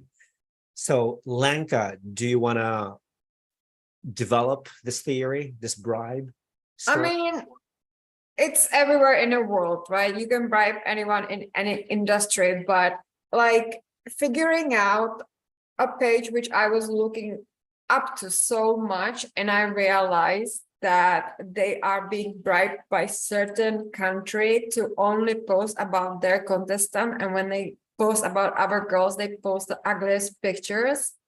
I was like, my heart dropped. I was like, why? Like, you are a fan and then you do these things. So are you a fan or are you doing it for money? It's just, I don't know. I don't like this unfairness, Mm-hmm. I totally agree. Well, you know what? Because it's not fair. If you want to be fair, I think for me, some pageants are more fair than others. But then again, there are certain pageants who are totally corrupt and they only want money. They only want, money, money, money, money, money, money. So when I hear stories like this, it really it makes me cringe. Basically, it makes me hate. This is one of the bad things of the pageant industry is when bad people, start doing bad things and, mislead people, deceive others and whatnot. So what you just said is true. So basically did you say one page or other pages, several pages, just one page, right? In particular? Well, I know one, but I'm sure there's more. Okay. So what Lenka is talking about a specific one pageant fan page, which is very popular, which is a huge following in social media, and they have been promoting a specific contestant. Do you know what pageant? Should we say the pageant? No, please don't. Okay. So there's one pageant page that has been accepting bribe money from a national director or from a pageant organization for the purpose of promoting their girl only, while criticizing and putting down the other contestants. So, which is too bad, which is really very sad, but it happens. It happens, it happens. I mean, it's a world, it happens everywhere in politics, in normal business, and so on. And I feel like there's still a way to fight against it. You just need to be so damn good and so prepared and know everything that no matter how much people are trying to bribe or like throw under your feet, you are still gonna beat them because you're gonna be that good. Right. Exactly. Yeah. So what's sad is you cannot really control the behavior of other people. I mean, they're responsible for their own actions. You can only probably express disappointment or even anger or even contempt.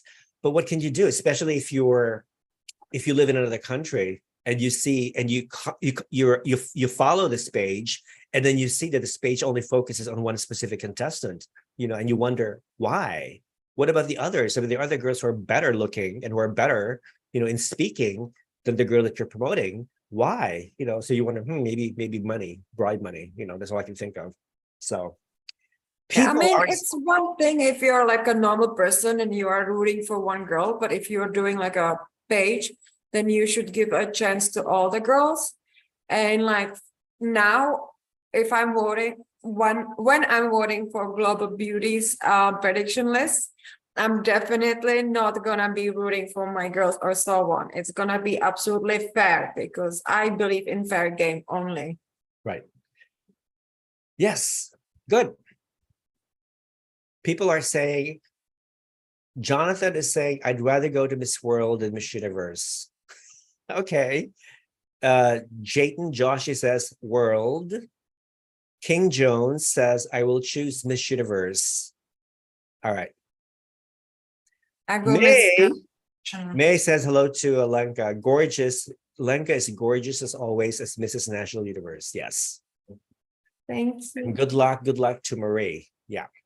So we're going to talk about our favorites for Miss and Mr. Supranational in a few minutes, but I just wanted to talk about Miss International because, as you know, again, Miss International has undergone some changes lately, and as far as dates are concerned, they decided to hold this year's edition on October 26th, a day after Miss Grand International. Okay. What is the problem with that? Hello. So I don't understand it, because when I was in Prague for Miss Grand Czech Republic, Jasmine was there, Isabella was there, and they were such a good friends. Everything was perfect, but then the organization goes and just throws such a shade all the time. I'm like, why? I don't know. The person who's responsible for the PR, I think, for Miss International, he should be fired. It's true. I'm sorry, but he's nasty. He made comments against Miss Grand International I have seen. Plus, I've heard of a national director that he's very rude with the national directors. I don't know why he's still in that job, to be honest. He represents a Japanese organization. Japanese people are very friendly, very organized. So I just don't know why he's in that position. Mm-hmm. Yeah. That is really sad. But I think the only thing I can think of is, well, I know for a fact that the guy that you're talking about does not like Nawat. He doesn't like Miss Grand International. And I think he did this specifically on purpose, just to piss off Miss Grand International. Not only Miss Grand International, but also the fans and the followers of MGI. Okay. So again, well, pageant fans, if you're watching, viewers, if you had to go to only one pageant and they're only one day apart from each other, where would you go? Miss Grand International in Vietnam or Miss International in Tokyo, Japan? Comment below. Yes, darling. You know what that means. Oh yeah. one and only. Hashtag one and only. Plus, to be honest, Rafa, just to let you know, like that was even a worse idea. Can you imagine Miss Grand always give us great shows? So imagine watch one night or morning or whatever, depends where you are, like a beautiful show. And the second day, you're going to get like bored to watching Miss International. Yeah. Oh, I can imagine the memes. Just wait for the memes. Oh, I know. We all watched Miss International last year, the production when Jasmine won, I think. Yeah. I mean, it was slightly better than previous productions. I think they improved, but it was still so boring to a certain extent. It was less boring, but it was still boring. Yeah. You know? And so they need to really, you know, step up to the plate, because they need to attract more viewers, especially younger ones. And if they could haul in viewers from other pageants like Miss Universe or Miss Grand, I think it'd be great. But they really have to radically do a 180-degree turn to make the pageant more interesting. I think both needs to do that same thing. Like they need a younger vibe a little bit. It's becoming a little bit too dinosaur to me. Exactly. Although what do you think of the new crown of Miss International? I like it. I like it. I like it. But I miss the pearls and the cushion thingy, the cushion and the tie. I kind of miss it. I hated that. So you hated it? Yeah, I love the new one. It's cute. Lenka, where's your Mrs. National Universe crown? Show us. Show us. Yes. Somewhere? It's in the other room, so you go grab it and wear it, please. Yes, grab it. Yes, we want to watch it. Yeah, we want to see it. Yes, please. Okay. Yeah. Jayden is saying, yeah. Okay. I'd rather go to Miss Grand International, says Jayden. Rafa, we need more group chats like this. This is so much fun. Thank you, Jayden. Yes. But the challenge is finding people to join the chat group, because it's very hard to coordinate, because they all have different schedules and they all live in different time zones. So it's a big challenge to be able to coordinate this group chat. So I invited, Brian, but he didn't respond. Peter Serena has been very busy with his own pageant stuff. I invited Ko, but I guess she either missed it or she didn't make it.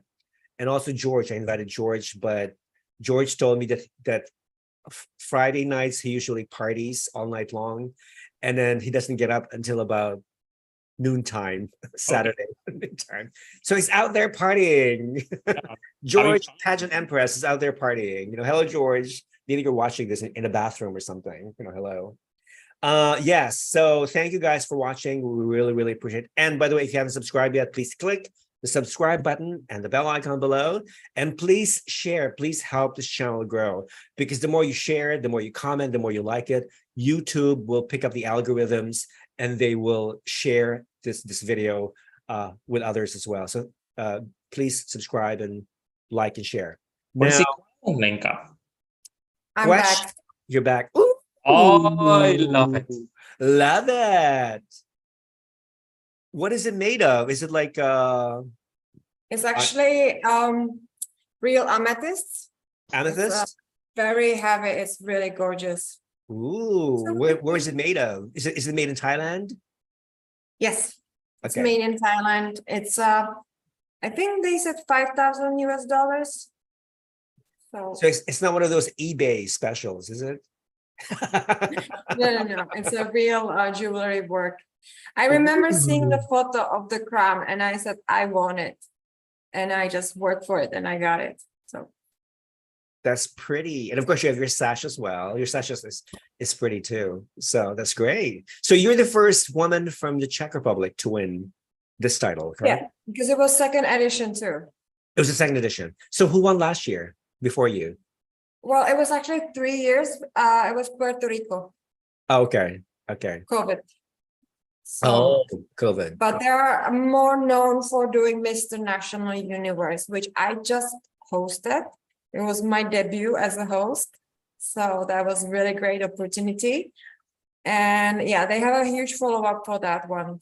So definitely check it out if you have time. Good. I like the crown. Maybe, you know what? Maybe during our next group chat, we should all wear our crowns. Antonio, do you have a crown? No, I don't, but I would buy one. Or get one of those Burger King crowns. So it's paper carton crowns. You can wear it. I have several crowns as well. Like they're all replicas. So yeah, it'll be fun. Somebody's asking, Antonio, are you related to Miss Universe Ecuador 2004, Susana Rivadeneira? Yeah, I replied to that. I am you far did? cousin. Yes. Oh, you're a distant cousin. Yes, distant cousin. Yeah. Okay, okay. All right. Cool. When was the last time you saw each other? Oh my gosh, when I was in high school.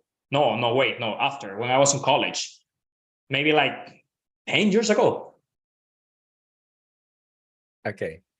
One of the best, one of the most beautiful representatives from Ecuador Yeah, for me, the best one. to compete in Miss Universe. So yeah, Yeah. she was amazing.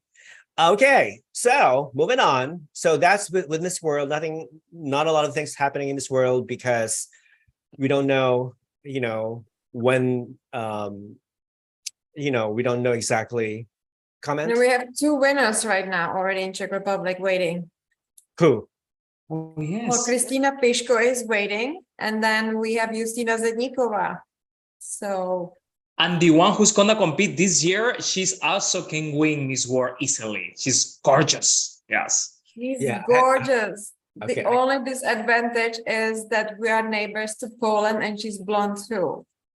But she's stunning. She's the top model and she's smart and kind and she is doing real charity work. It's not just for a show. So she's really good. I need to check their social media because I haven't had much time to check out the Miss World contestants, but I will now this weekend. Now, of course, this will be the second time that Miss World will take place in India. The first time it was held back in 1996 when Greece won. That was a very interesting year because there were a lot of people who protested, who demonstrated against the pageant. They thought it was disrespecting women. It went against religious values, etc. So there was a lot of violence and demonstrations that went on. Hopefully this time is going to be much more peaceful and much more orderly. So cross our fingers. Okay, now let's talk about, I don't know if you guys follow Miss Charm International. Miss Charm is one of those new pageants that is organized in Vietnam. So the current winner is from Brazil. Okay. Yeah. So the next edition of Miss Charm, of course, will happen again in Vietnam. And guess who is representing Argentina? Oh, I saw that. Alina, right?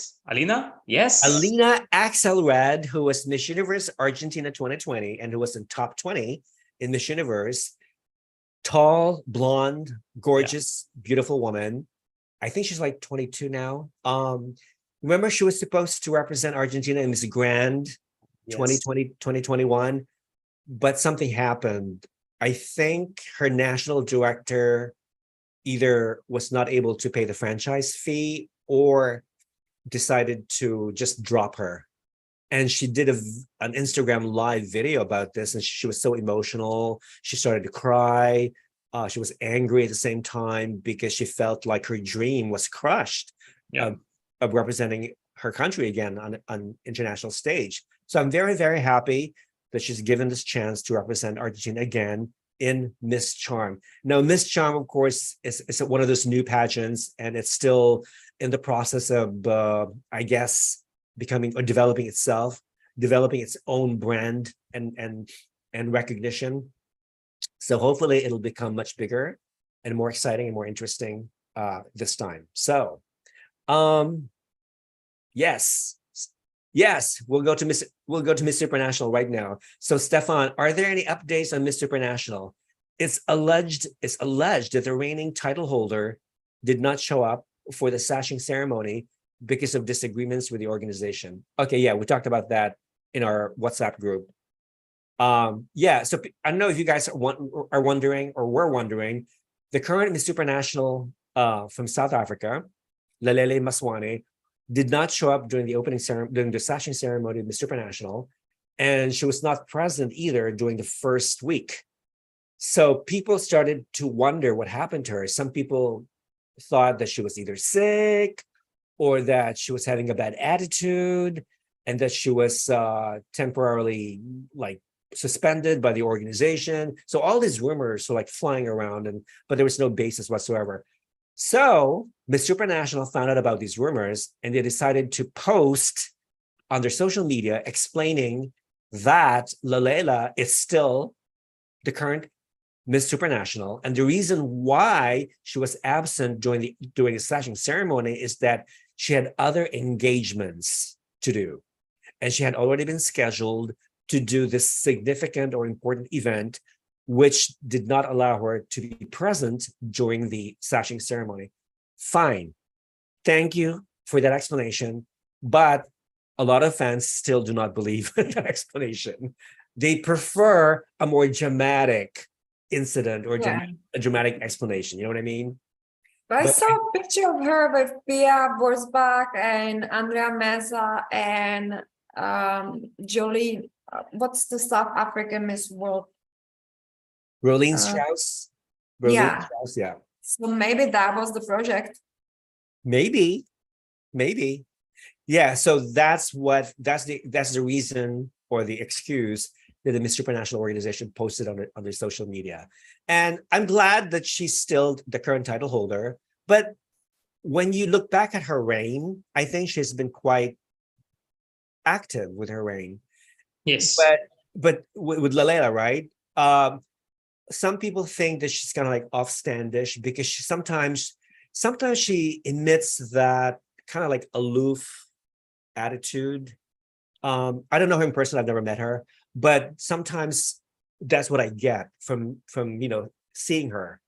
That she's offstandish, that she doesn't want to be bothered, that kind of demeanor. But that's just me. That's just how I see things. Maybe it's not true. So anyway, so I'm glad that she's still the current title holder, and she will be present, by the way, during the coronation. So she will be there to crown her successor. I'm sorry? She's already there. I saw the stories. She's back already? Okay. So she's back. She's back in Poland.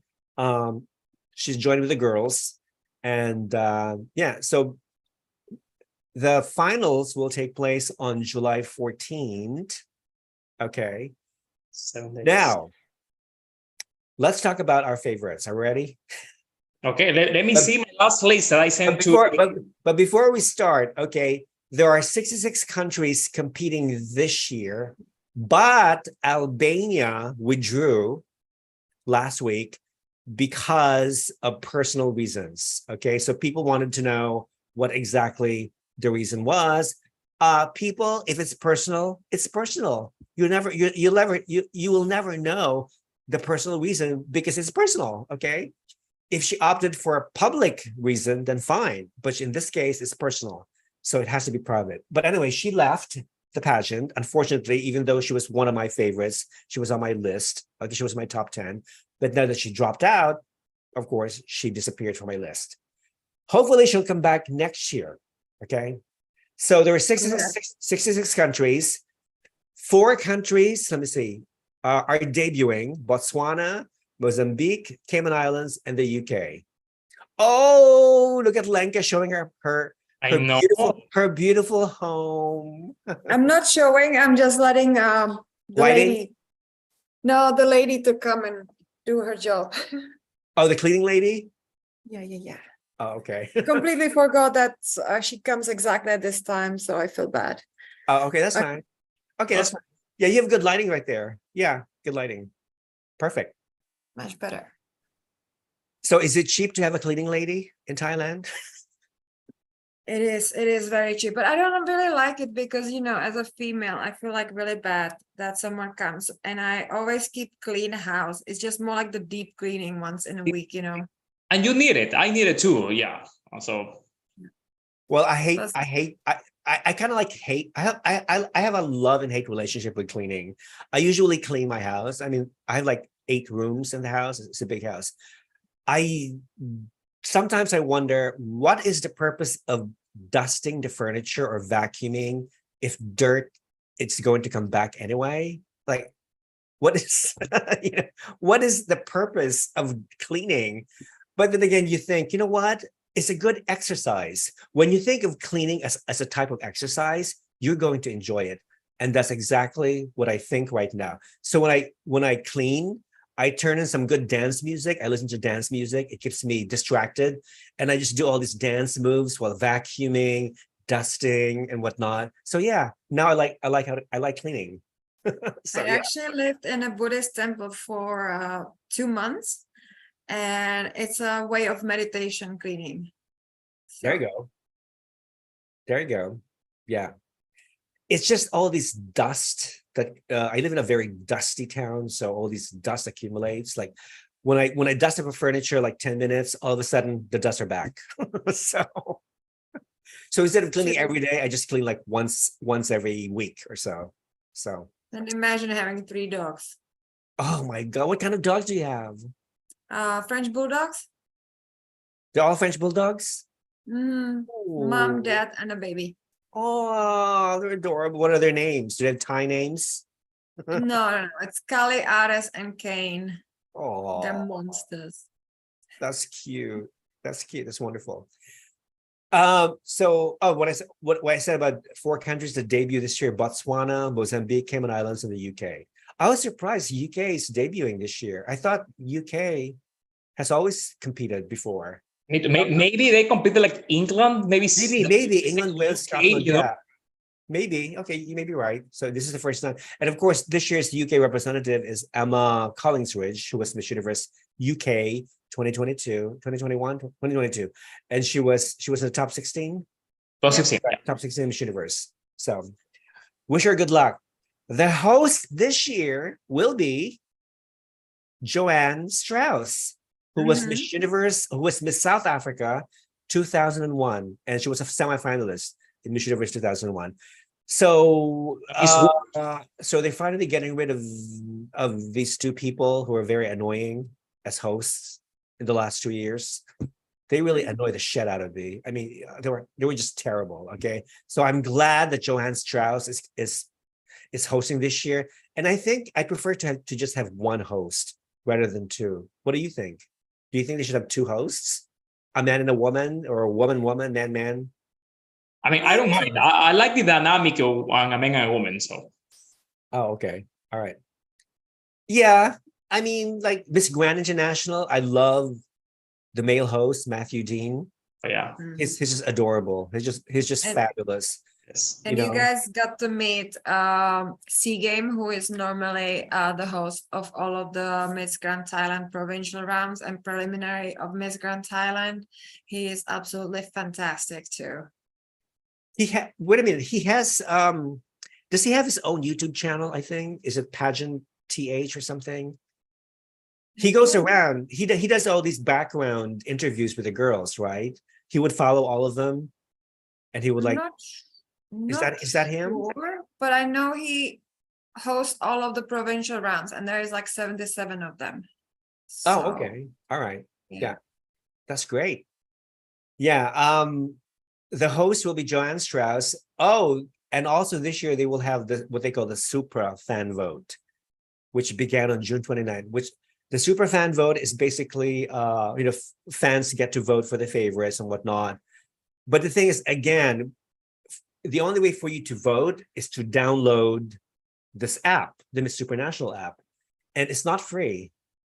I did not download it because I don't like buying apps that sometimes I don't trust.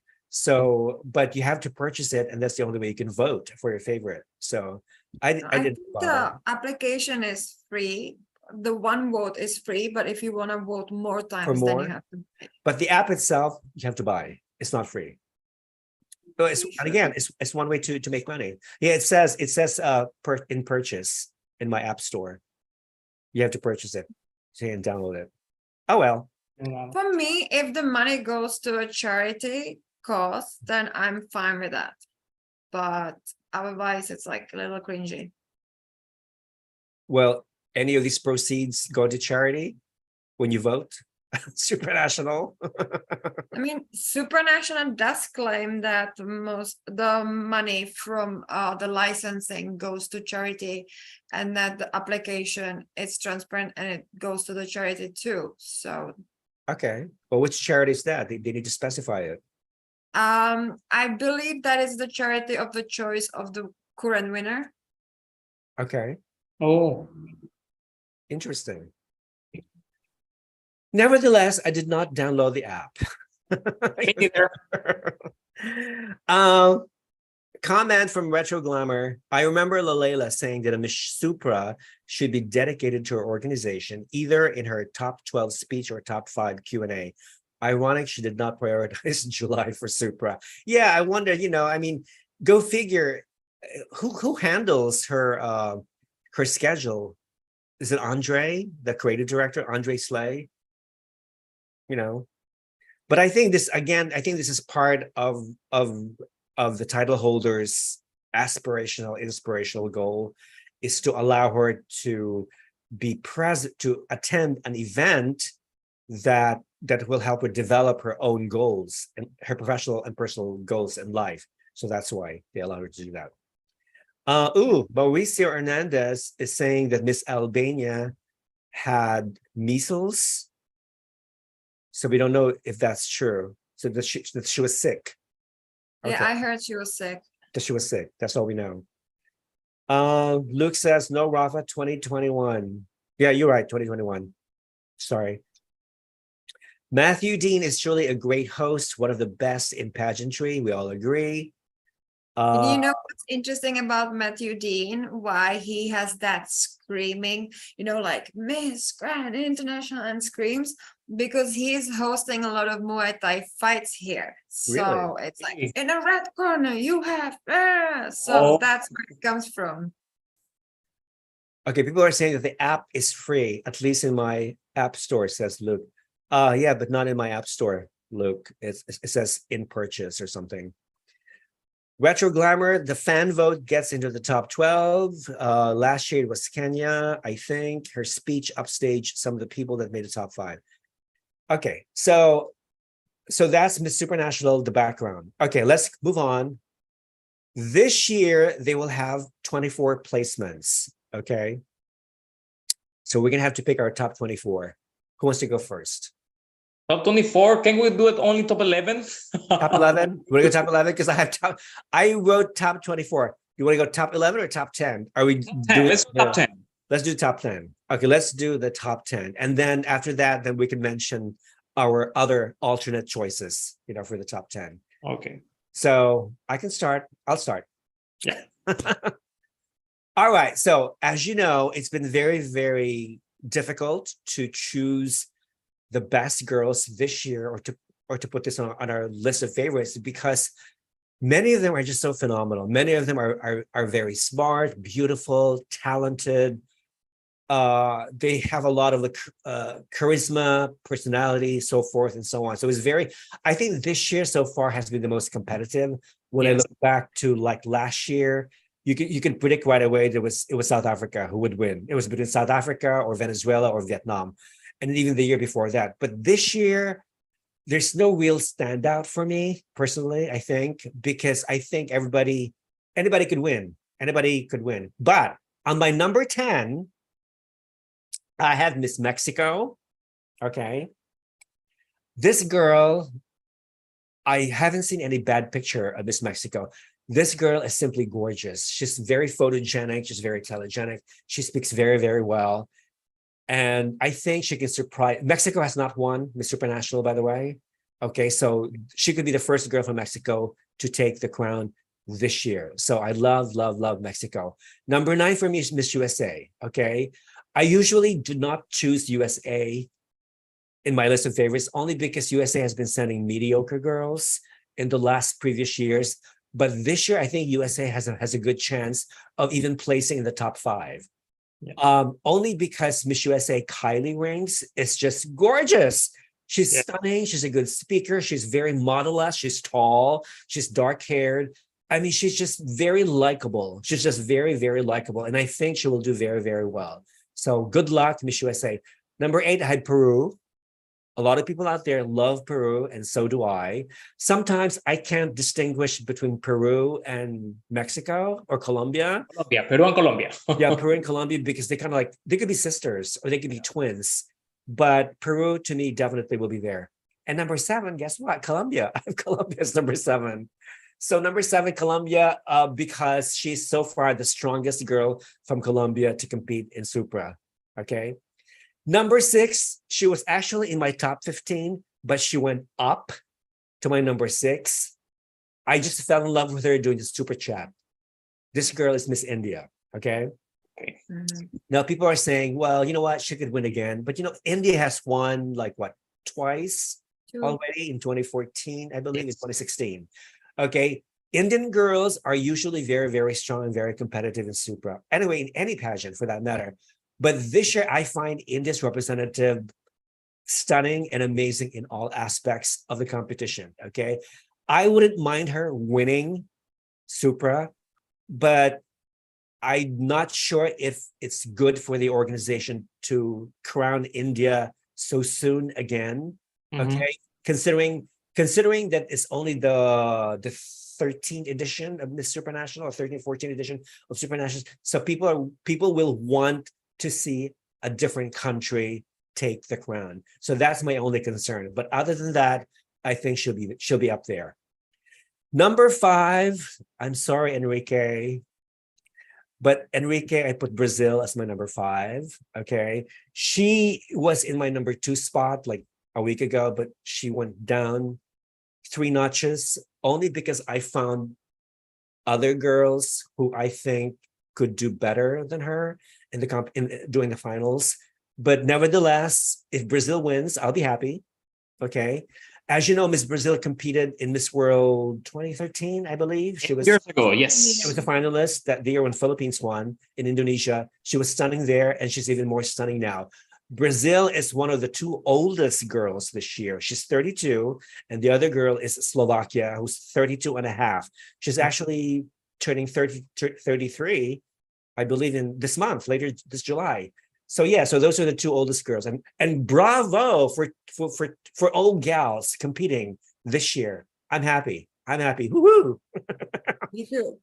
Go Brazil. Okay. My number 4, she was in my top 15, like India, but she went up because she was great in Super Chat. She has an amazing catwalk. She has an amazing personality. She seems to project this very sweet disposition every time she speaks in front of the camera, or even when she interacts with the audience. And I'm talking about Miss Philippines, okay? Pauline Ameling. She's half Filipino, half Belgian. Her father is Belgian. I can feel that she's dying for this crown. Okay, remember, she joined Miss Universe Philippines 3 times, okay? The 3rd time, she did not win the title. It went to another girl, Michelle D. But she was assigned the Miss Supranational Philippines sash. And you know what? She's doing very well in Poland. I think people are liking her. People are loving her. And I wouldn't be surprised if she'll make the top 5, even the top 3. But for now, she's my number 4. Number 3, Canada. Antonio, you'll be happy. Canada, I have Canada as my number 3. Okay. Another stunner. She speaks very eloquently. She's gorgeous. She's very photogenic. When she speaks with a lot of calmness and composure and poise. And I love that. To me, that's the essence of a beauty queen. Somebody who is able to control her speech, her voice, her facial expression. I love her. She's just beautiful. The last time Canada made the top 5, I believe, was when Birchall placed first runner-up back in 2015, I believe. So Canada, this time, you're representing very, very well. So she's my number 3. So, which leaves us at the top 2. Care to guess? All right. My number 2, she was actually my number 1 until last week, but she dropped down a notch because she's missing something. I don't know what she's missing, but she's Miss Ecuador. Okay, Antonio, I know you hate me now, right? Okay, it's okay. Don't worry. Okay. Okay. Well, I cannot explain why, but I saw her did her Instagram live like yesterday, and I thought she was fabulous. She was perfection. This girl can never go wrong. She's perfect. Okay, from the moment she arrived in Poland until to the present. Okay. She speaks very well, and of course, we all know she was first runner-up in Miss Grand International 2021. Okay, she could have won, but Nawat had chose money over beauty. That was one thing, but also second thing, you know what Tien did? Tien spoke Thai in the end, and she was speaking about the democracy, you know, the people who are protesting for democracy, and she did that sign, which is the sign of the protesters. And I think that she gained a lot of points, which a lot of international people don't know, but that was a deciding factor. Plus, I know that too. Nawat wanted Ecuador to win, actually, after even the questions. But everybody who was there was like, no, it should be Vietnam. And he was like, okay, because everybody after the 2, like, he was like, hey, no, it's Vietnam. Like, she killed it. So it's like, okay, let's do Vietnam. Yeah. Yes. But I don't know if you guys saw that video that went viral. A pageant fan had shot a video of Nawat, Teresa, and the other beauty queens who were supposed to be judges, and they were deciding there and then between Ecuador and Vietnam. So Teresa wanted Ecuador to win, but Nawat and the other beauty queens wanted Vietnam to win. Oh. I don't know if you saw that video. It went viral. So the pageant fans went crazy. They went crazy. You know what? Oh, the pageant was rigged for Vietnam to win. Nawat had already chosen his winner. It was Vietnam from the very beginning, blah, blah, blah, blah, blah. So yeah, okay, well, it also made me wonder if the pageant was rigged, you know. But now, Lenka, now that you're telling me that Vietnam did that, you know, gesture, and which really wowed the crowd, you know, I think that sort of like, you know, explains everything why she won. So anyway, but I'm glad Ecuador came back. Okay. I would be thrilled and happy if Ecuador wins Miss Supranational because she's just perfection. Okay, she's amazing from the very beginning. So I'm very, very happy for her. And my number 1 for the crown for Miss Supranational, and Lenka, you will be very happy. Czech Republic is my choice for Miss Supranational 2023. Okay, Marie, to me, since I saw her win her national title, I said to myself, this girl is going very, very far in Poland. Okay, she fits the stereotype of the image of a Miss Supranational. She's very elegant. The way her makeup is like perfection. I haven't seen any bad, horrible picture of Marie. Everywhere she goes, she's perfect. She could be walking the runway of Milan, New York City, Paris, whatever. She could be on the cover of Vogue magazine and Harper's Bazaar or Vanity Fair magazine. This girl is more than supermodel. She's both a supermodel and a beauty queen. And if the organization is looking for someone to sort of like shift from that image of a ordinary beauty queen to someone who's just really stunning, a goddess, an Amazon, they will crown Czech Republic. They will crown Marie. So that's what I'm hoping for. So I'll yeah. tell you more about her after. So yeah, those are my choices. Comment below, people, if you agree. Luke says my top 5 for now are Peru, Ecuador, Thailand, India, and Brazil. Oh my Good. gosh. Yeah, there's Thailand was not even. Where's Thailand in my list? Oh, Thailand is number 14 on my list. Zimbabwe is number 11, so she almost made the cut. So yeah, those are my top 10. Now, who wants to go next?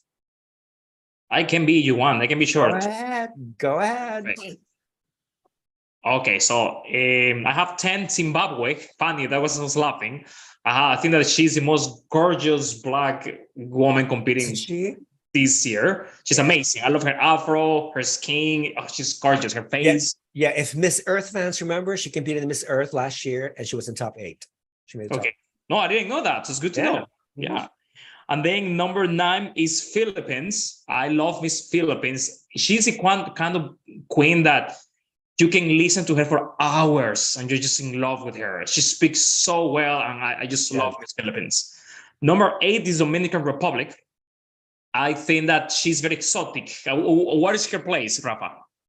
She's my number 23. 23. I love her because I think she's very exotic and she has that, like that look that I think that it will be very popular in Supra. Yeah. She could put a surprise. Yeah. 7 is the UK. I think that she knows what she's doing. She's extremely elegant, and I really appreciate that. Plus, the fact that she plays in Miss Universe, you can see how competitive she is. Number 6, this girl I'm going to mention now, she was not in my list after I watched the Supra chat, but she has grown a lot on me. Like is at Indonesia. I love Indonesia. Like, what is your ranking for her? She's 22 in my list. 22. I love her. I think that she has a beautiful catwalk. She has a beautiful face, and it's Indonesia, so they always train good their delegates. Number 5, I have Brazil, like you. I think I love me Brazil. I'm so happy that she's back, but I think that there's more girls that are more fresh than her. That's how I will say it. I still love Miss Brazil. I will be so happy she wins. Number 4 is my girl, actually. It's Miss Ecuador. She's number 4. I will crown her. You know why I don't think she will win? Because she was the first runner-up of Miss Grand International. And I think that, that Miss Supra and Miss Grand, they don't kind of like each other. Really? That's why they would allow her to win, just because of that. Interesting. Yes, that's in my opinion. I think she will be in the top 5 for sure, but she will not win. Number 3, I have India. Again, I think India is also gorgeous girl, like beautiful. And we all know Miss India's they're always very strong. Number 2 is Czech Republic. So I'm almost there with you. I love Miss Czech Republic. She grew a lot of me. At the beginning, she was not in my top 10. And after the sash ceremony, I have seen her. Oh, wow. Like, this girl is like spectacular. Like, I really love her. And I would love for her to win. And my favorite is very low on your list, but it's Peru. She's my favorite. Why I love Miss Peru? Miss Peru is very Latina in the very, like she has a Latina look. She speaks so well, in my opinion. She's beautiful, and she's from a strong, what is the name of the national director? Jessica Newton. Jessica Newton. She's doing an amazing job, and I think that, Peru hasn't won Miss Supranational, so I think that Peru may be the winner this year. So that's my top 10. People, what do you think? So if Peru wins this year, she will be the 4th country from the P group to win. You have Panama, Paraguay, Puerto Rico, and then Peru. Oh, Philippines doesn't win? No, I'm sorry. Yeah, I'm sorry. 5th country. Yeah, Panama. Oh, you're right. Panama. Has Paraguay won? Paraguay? Yes, yeah, once. Panama, Paraguay, Philippines, Puerto Rico, and then Peru would be the 5th. And Poland hasn't even been the host? Poland 6th. Did Poland win? Oh, yeah, you're right. Poland. You know what? I'm so bad in my history. Yeah. The P countries dominate. Let's just say that. Yeah, to the P countries. So yeah, those are very good choice. An excellent list. People, if you agree with Antonio's list, please comment below. King Jones says completing my top 10 are South Africa, Thailand, UK, Brazil, and India. Yes, those are good countries too. Thailand is number 14 on my list for some reason. Yeah, she's too overprocessed for me. She just looks she looks scary. In some of her pictures, she just looks like an anime cartoon character because everything about her is pointed. Her nose is very pointed. Her ears, her eyes are very sharp features. It's kind of like very scary. It's hard to identify with a beauty queen who looks like that. You know, it doesn't look real to me. So. Well, Okay, Lenka, darling, it's your for turn, me, baby. Thailand is a little bit sentimental because I know her and she's a really sweet girl. But I have on number 10 Canada, which was a surprise for me because I didn't know this before. Then United States, then Philippines. I mean, I liked her before more, and now I feel like she's going down, like the activity on Instagram, the photos and so on. It's losing me a little bit. I love Colombia after. Ecuador, I'm also putting a little bit lower for the same reason as Antonio, because I don't think Supranational is gonna allow a girl who went first to Grand to Supranational to win. Then it's Zimbabwe. That's number 5, right? Zimbabwe. Because I love her hair, I love her attitude, how she's speaking and everything. Then Brazil. I love her. She can take it all. I mean, there has been no blonde winner in 10 years, so she could win it too, right? Wait, Belarus won. She's blonde. I But think. she won 10 years ago, I think, 2013, maybe. Yeah, she's blonde. Yeah, she won. The first blonde, I think. Yeah. Belarus, I believe. But 10 years ago or 11 years ago. Yeah, Like, a long time ago. yeah. Before the war. Europe and blonde did not win for 10 years. Yes. Then I got Peru because she's incredible, of course, from day one. And India, she grew on me. She every day is showing something new. And I mean, she's not the most beautiful, but she just has that charisma and I don't know, something about her. Every day I love her more and more. And number 1, of course, is Maria, but it's not because she is my country and she's my friend and so on, because I am very fair in these things. She truly is someone spectacular. She never done pageantry before. She has lived in nature. She focused on her career, on her education and charity. And she went for the pageantry because she was like, well, it's a great platform to raise awareness about my cause and raise more money.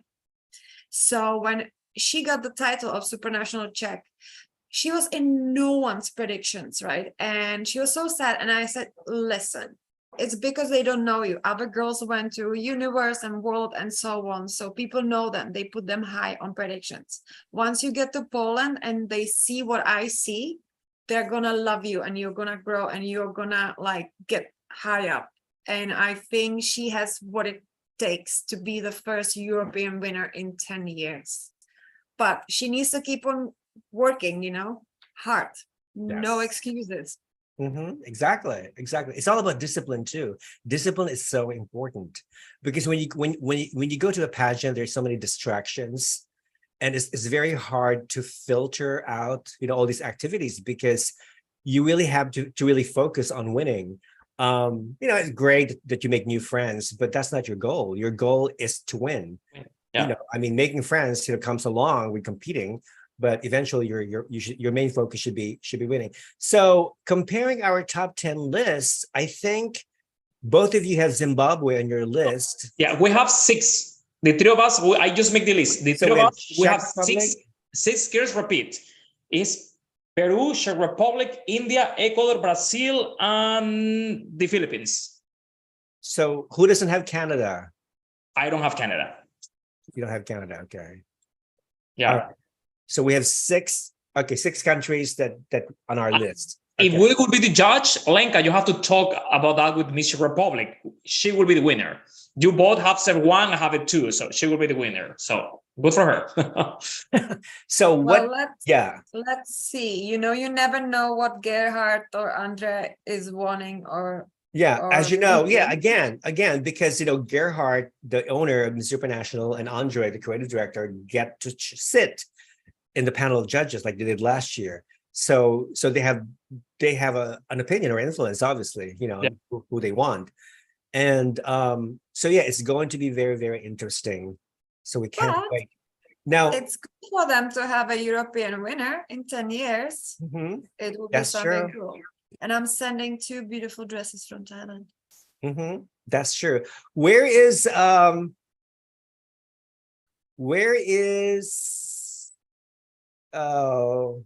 South Africa on your list? I have her at number 16.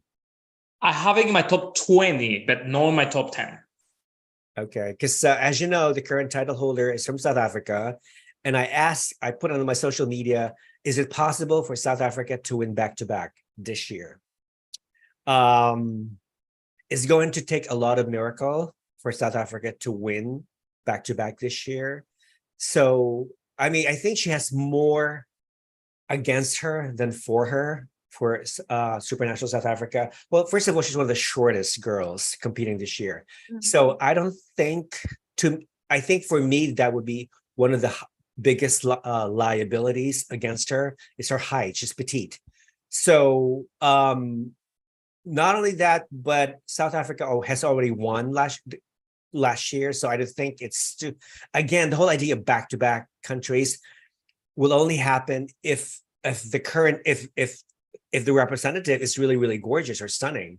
I mean, I'm not saying that South Africa this year is not gorgeous. She has her own, remarkable beauty, and her personality is just is charming. She's very bubbly. She's very friendly. Every time she speaks, she looks very radiant. But again, her height is a big liability, I think. Now,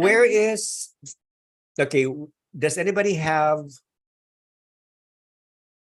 Slovakia? I have Slovakia number 15. Slovakia is one of the oldest girls. She's in my number 15. I like her because her personality, she's charming, she's beautiful. What about Venezuela? She's in my number 13. No Venezuela? A lot of people don't like Venezuela this year. Wonder why. I think she's gorgeous, but she's kind of shy. I don't know how to explain it. Yeah. When she speaks, she seems nervous. That's why I don't have her in my top. But she's gorgeous though. Yes. For me, it's like Hirisley at Miss Grand International last year. Gorgeous girl, but like so quiet that I sometimes don't notice that she's there. Yeah. Okay. So of the countries that are not on your top 10 list, which country do you think can pull a surprise? Like a country that a lot of people have ignored, but all of a sudden will shoot up to the top from nowhere. Let me see. Let me think. Let me see the list, and then I will tell you. Yeah. Also the question that Miss Supra doesn't like girls from Miss Grand competing Supra. I mean, to me, that's horrible. That's too bad. But they allow former Miss Universe contestants, right, to compete in Supra, but not Miss Grand. So is there a rivalry between Nawat and remember Bernhardt? When Miss Namibia, the winner from Namibia, I think she was the one who made a comment. I don't remember what happened. I know exactly what she did. And then that Coco, that I'm sorry, but for me, she's the worst beauty queen of the history. That Coco, and she started speaking bad about Miss Namibia. I don't know. It was bad. Okay. I know that Chani said that there are only like 4 major competitions, and she didn't name in Grand International. So now just he blew his top off. Okay, I understand. You know what? I think I did a parody of that.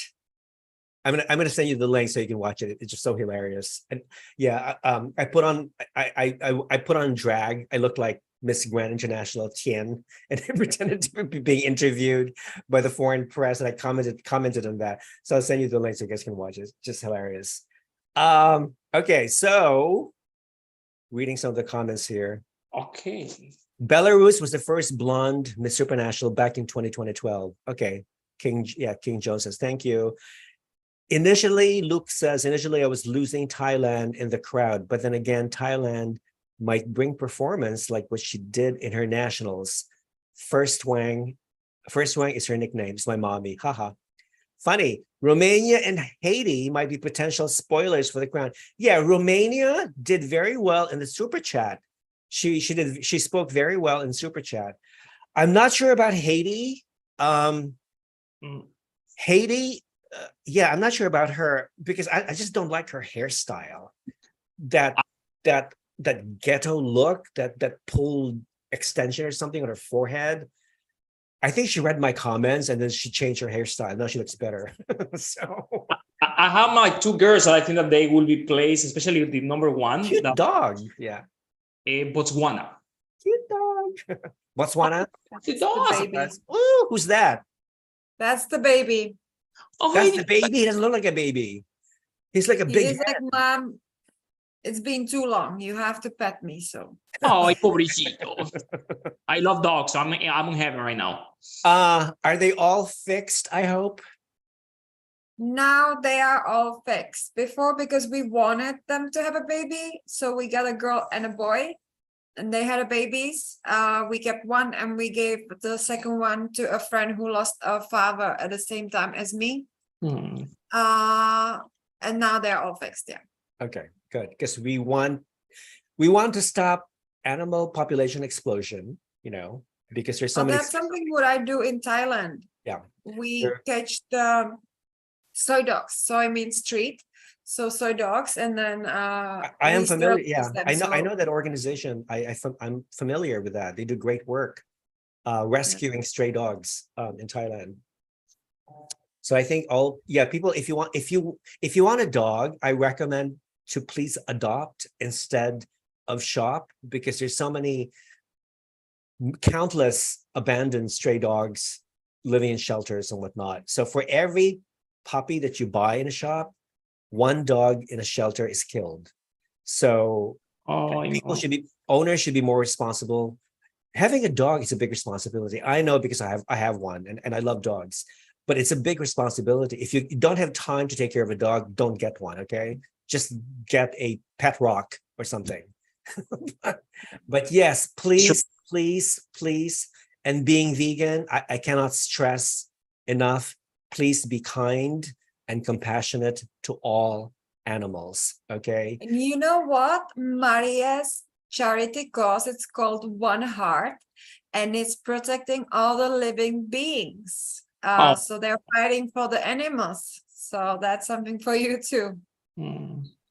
Love her. Definitely. That's the way to go. And also, animals are better than humans. What can I say? Dogs are better than humans.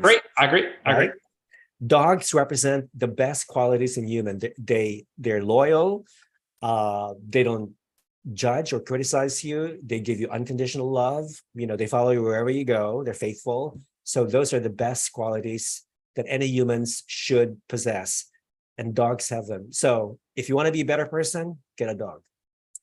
Anyway, moving on. Yes. Can you guys go over your top misters? Yes, we're gonna go over that after this, after the miss.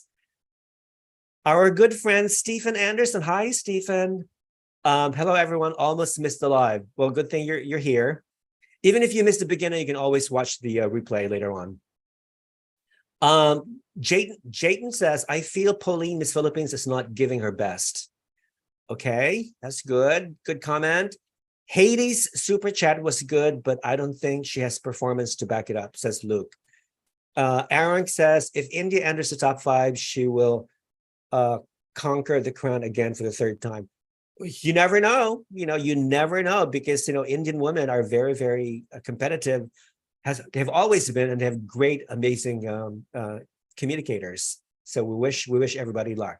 Okay, to me, I think the one girl who can pull up a surprise is, I hate to say it, but Nicaragua.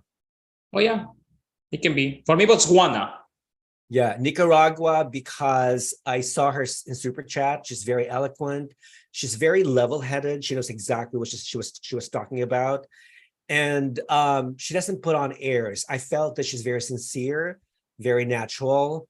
And another trait that's very rare, that's becoming more and more rare in pageantry these days, somebody who's very sincere, coming from the heart. So Nicaragua, I think, will pull up a surprise. And on my list is number 12 after Zimbabwe. So yeah, so what do you guys think? Do you agree with me? Please comment below. Okay, let's move on to the Mr. Division. as you know, this year's Mr. Supranational also takes place in Poland. The finals take place a day after the Miss pageant. Okay, same venue, same theater, different day, a day later. So whoever wins Miss Supranational gets to attend Mr. Supranational. And I think she also gets to judge, I believe. Yes, sir. The Mr. like last year, right? I think Shanik judged the Mr. So anyway, very interesting. There are only 20 placements because what happened was that there originally were 36 countries confirmed participation, but 4 or 5 countries did not make it to Poland, either because they did not have the visa required to enter the country, or I think 4 African countries did not make it because of visa issues. I believe there were, let me see, Nigeria, Zimbabwe, and Ghana were not able to make it.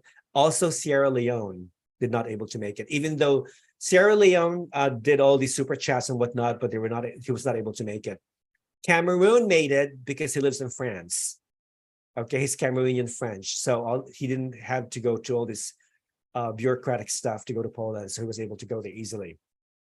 Okay, so Malaysia is debuting for the first time, I believe. Oh, Okay. they just won in my competition. Huh? In my competition, in which I was hosting, he was a winner. Okay, that's good to know. Okay, so the current Mr. Supranational is from what country? I forget. Who's the current Mr. Supranational? Mental block. From, I don't know, from Cuba? Hmm? See, we don't know. We forget. People help. Who's the current Mr. Supranational? Oh my gosh, I don't know. You're right. Oh, let me see the video. I think there's a video Let me here. check. Oh my God. This proves that the current Mr. Supranational did not leave any impact whatsoever. Okay. Okay, Cuba. Hello from Cuba. I was right. Luis Galvez is Mr. Supranational 2022 from Cuba. Okay, well, you know why I don't remember him is because he was not even in my top 5 last year. So he did not really make any impact. So I was really surprised that he won. You know, he wasn't on my list. So that explains why I don't remember him. Anyway, so interesting. This year we have a contestant from Canada who is very famous because he is a social media influencer and he has a YouTube following. What? He was here. You did a live with him once. Yes, of course. Our good friend Luis Porteles, okay, of Canada. He's a YouTube vlogger, and he's originally from Cuba, and he is representing Canada in Mr. Supranational this year. So now the big question is, do you think he's going to make the cut? Because a lot of people are saying that he may or may not make the cut based solely on his strong social media presence. He will make the cut only because he has a huge following. And since it's business, we're talking about making money, we might as well include a contestant in the finals who has huge social media following, and that's Mr. Canada, Luis Porteles, okay? Luis is also, by the way, a pageant vlogger. He vlogs a lot about pageants besides, movies and other entertainment. And he went to the Philippines to train, and he was there for like several months. He has a huge Filipino following, and I'm sure that Filipino fans will be supporting and voting for him. And I wouldn't be surprised if he makes the cut. Now, whether or not he will win, that's for us to see and to find out. So what do you think, fans? What do you think of Canada? What do you think of Luis Porteles, our good friend? Do you think he's going to win at least top 5, top 10? Please comment below. All right, so by the way, they also have a fan vote. It's the same with the Miss. So you get to vote for your favorites using the Supra app, the fan vote app. Okay, so who wants to go first with the top 10? I don't have a top 10. I can be short because I'm not following that much, but I can tell you my winner. Okay. Antonio. Brazil. He's my winner. Okay. You know, I'm gonna tell you how I choose. It's funny. I will promise you, I will start watching the Supra chats and looking also more at the guys. For me, if I will be the judge, it's funny, but actually, how I will judge is who I will go to a date with. To be honest, but you know why? I like sweet guys and elegant guys. So that's how we'll vote. You know, guys who knows how to talk, guys who has inspirations. You know, that's kind of the guys that charm. No, I don't care about how sexy they are. For me, no. For me, it's more about how confident they are. You know, how the goals that they have. And for me, Mr. Brazil is like, yeah, I will marry him. For me, it's part of the charm, you know, like the whole personality and so on. Because I was not really following the Mr. Supranational because the winners never were like a guys I would even look at. It's just not my types, but maybe I'm just different. But this year I feel like Brazil has that look that women will love, men will admire too. He is established, he is respected. I think he got it all. He's perfect. And I was a judge on one of the challenges during the Mr. Brazil Supranationals. So you know, okay. Brazil. All right. So he's your winner too. Yeah. Okay. All right. What about you, Rafa? Well, let's start with number 10. Yes. Tell me. Wait. Let me go. I have my Instagram here, and I will check them out. Okay. My number 10 is Mexico. Okay, he went down. He was in my top 5 originally. When I watched the Mr. Supranational Mexico pageant, I thought this guy could easily win Mr. Supranational. But as soon as he arrived in Mexico, his energy declined. His appeal declined for me, so he lost points. So from top 5, he started number 10. Number 9, Argentina, only because he tried to do a strip show during one of the lives. He did with Puerto Rico and all the other Latino contestants like 2 days ago. And I posted this on my social media. Oh, look, Mr. Puerto Rico telling Argentina not to take off his clothes because this is not the kind of live that he wanted. Okay, so to me, Argentina, earned a lot of points only because of that. And he has a beautiful body. He's one of the oldest guys. I think he's like 33. He's 33, but nevertheless, he's great. Number 8 for me is Thailand. Did you see Thailand's? What? For me, it's number 2. Oh, okay. Number 2, Thailand. Okay. He is the mixed tall model. He is very gorgeous in a person. Okay. So did you see Argentina, Thailand? Okay. So number 8 for me is Thailand. 7 for me is South Africa. South Africa was down below, but then he gained points because I thought he's just adorable. He's very cute. He's very likable. Number 6 for me is Poland. Poland is just tall hunk of a man, very athletic, very muscular, great body. Did you see the photo shoot that he did with Miss Zimbabwe? I thought that was very hot. He's like shirtless, and then he was like holding Zimbabwe, doing all these sexy poses. I thought it was a very, very, very. Check it out later if you have time. Number 5 is Malaysia. Malaysia to me is the best candidate from Asia, only because he's just very classy, very elegant, a good speaker, and just very handsome. Number 4 is our good friend Luis, Canada. I have him at number 4. I had him as number 2 last week, but he went down 2 notches only because I thought 2 other guys will probably beat him eventually in the finals. So it's number 4. Number 3, I don't know if you have him on this list. I just love Mr. Slovakia. Slovakia to me is like the boy next door. He's very athletic. He's just a very handsome face. He's like your typical American jock or athlete. he's like very sexy. He's like very, very cute and adorable. I just like want to pinch him, you know? It's like, for me, Slovakia is cute. Number 2 is Czech Republic.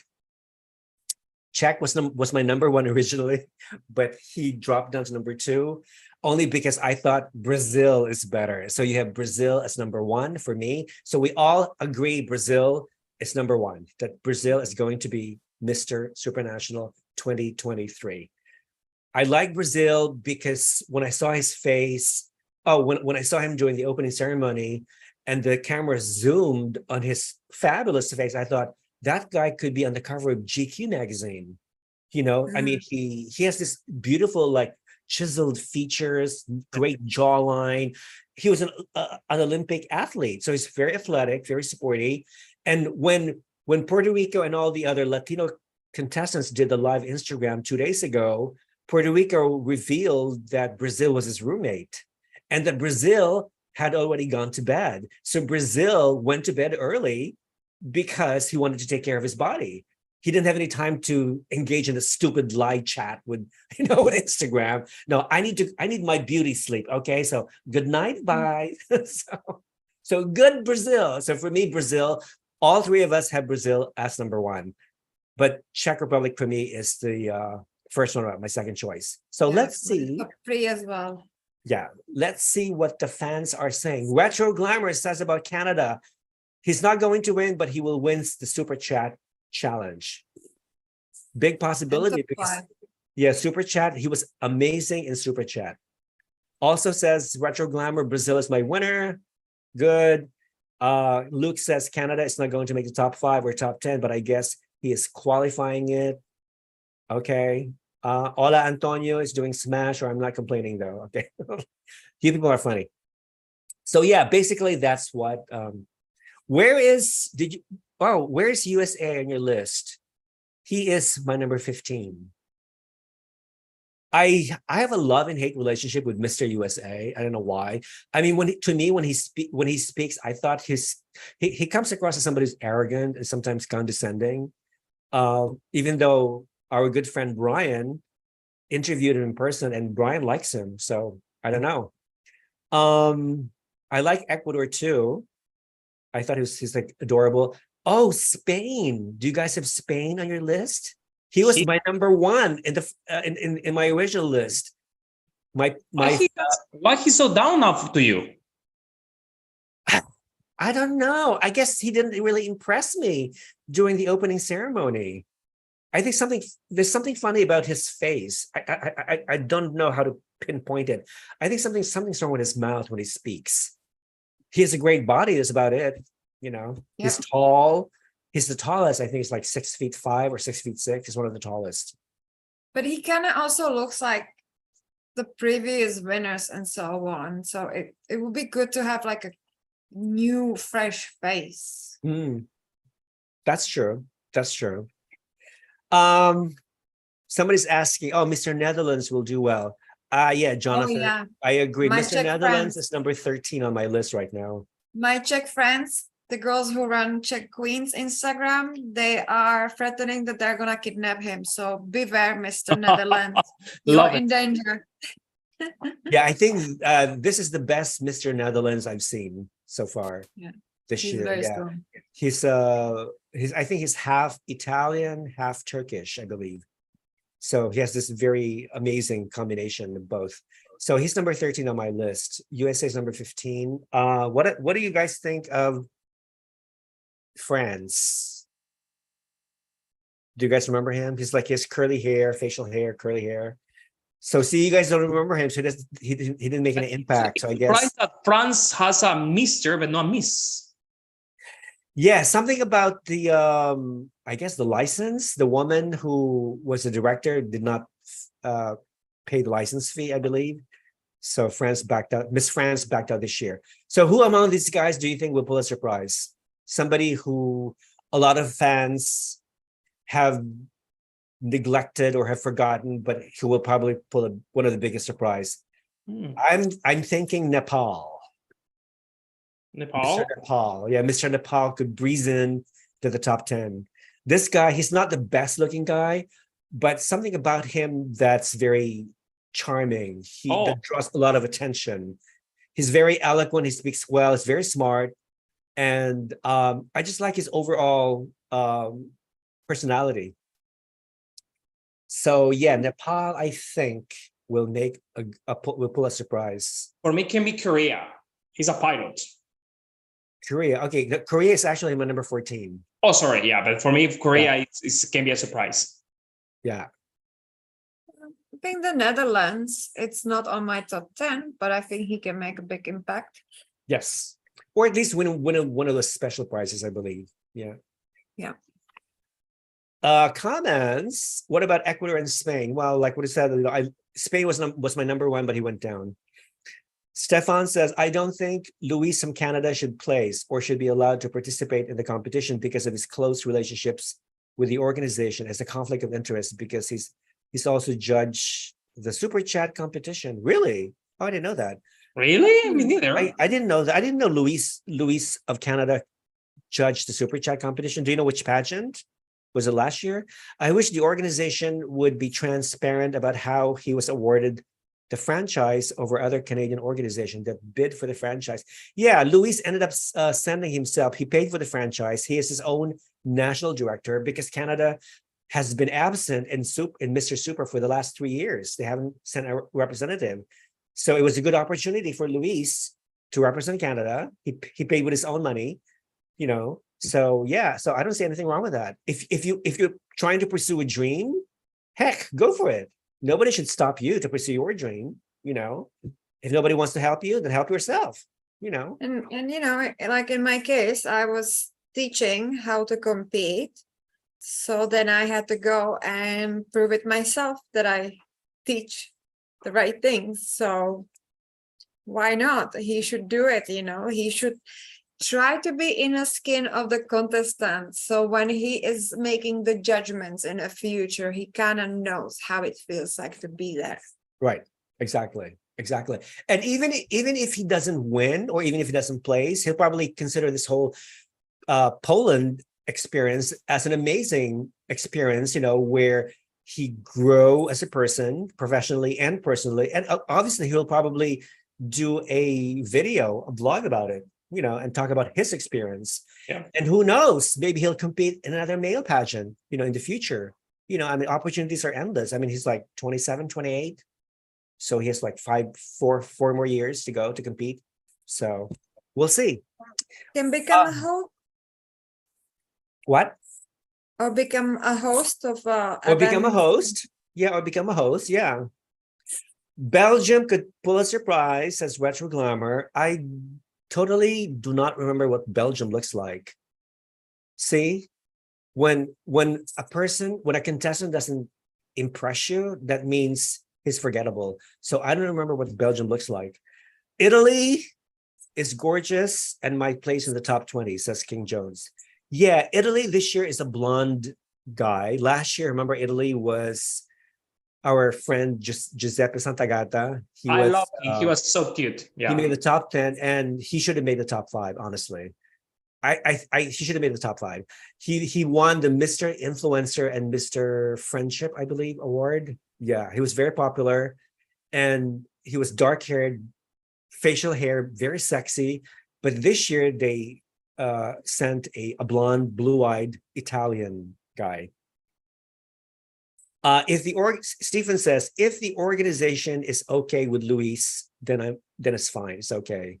Yeah, I don't have any problem. Nobody has a problem with it. I like Mr. India, says Luke, but this year he is such a downgrade. His opening speech sounded like a cheesy Tinder pickup line. Oh my God. Yeah, I feel sorry for India, but I think to me, India looks like a little boy. He looks like he's trying too hard to impress people. I mean, he's very handsome, don't get me wrong. I think he has one of the most beautiful coiffure or hairdo. But he's like, to me, he comes across as somebody who's like immature or very childish. So I've seen better Indian contestants in the past. Yes. Okay. The main reason of joining is about what? Bonus. Okay. Yeah, just respect. This is about Luis from Canada. The main reason of joining is to do bio about joining pageants. I know what you're trying to say, Jesse, but I think I get the idea. Okay. So yeah, so that's it. Those are our choices. We think that Brazil is going to win, followed closely by the Czech Republic, or what did you say? Thailand. What is your number 3, Antonio? I don't recall. Yeah. You don't remember. You only focus on the winner. Yeah, Brazil. So I think, Henrique, if you're watching this, or even if you're not watching, you're going to find out eventually, sooner or later, in our WhatsApp group, that we picked your boy, Henrique Martins, as Miss Supranational 2023. Okay, so you should be very happy. But beware, because this year, Mr. Czech Republic is under Tatiana Makarenko. She took over Mr. Supranational. And as you know, that woman has been running Miss Czech Republic for 14 years, and she built from our tiny country such a powerhouse. So now he has her behind his back. So danger, danger. She knows what she's doing. Mm-hmm. Interesting. So it's possible that Czech Republic could win both the Miss and Mr. It has never happened before. That would be very interesting. No country has won both the Miss and Mr. pageants before. So Czech Republic could easily be the first country. You never know. And I wouldn't mind, because both Miss and Mr. are amazing. Yes. They're both amazing couple. So I think that's it. We're gonna wrap up our chat. If you guys have anything else to say that we forgot to mention or that you want us to talk about, please feel free to mention. If not, we're going to wrap this chat. It's been an amazing chat. Lenka, I can't thank you enough for joining this group. I know you have many more things to say, but we're going to reserve that for later on. Okay. I'm okay. For today, I'm okay. I'm hungry. You're hungry. You're hungry, and it's almost midnight here in Boston, so I'm ready to go to bed. But it's 9 p.m. Yeah, it's almost 9 p.m. in Canada. So hopefully we don't. When is the preliminaries of Mr. Supranational? Do you know? I think it's at 10, the preliminaries. So it's on the 10. This is for the Miss only, right? And the 11 is for the Mr. No, maybe I'm wrong. I know that the Sunday is the top model. That's for sure. The top model competition. Okay. Yeah, the preliminary, I don't know. Yeah, sorry. Okay, so we're gonna have to check on that, because sometimes they change your schedule, like as many times as they change your underwear. So yeah, so we're gonna look forward to the preliminary competition, and that's going to be very exciting, because after the prelims, I'm sure our list will change, right? We're gonna make our changes, okay? But you know what? Our next list? You know what? Yeah, but whoever is the most consistent competitor will win. Yes, will take it all. Correct. Okay, it's all about. That's what I teach my girls. Consistency, preparedness, and not looking on other girls, but only focusing on yourself. Exactly. You are yourself are the only competition, and not others. So just focus on yourself, on winning. Okay. The best advice ever.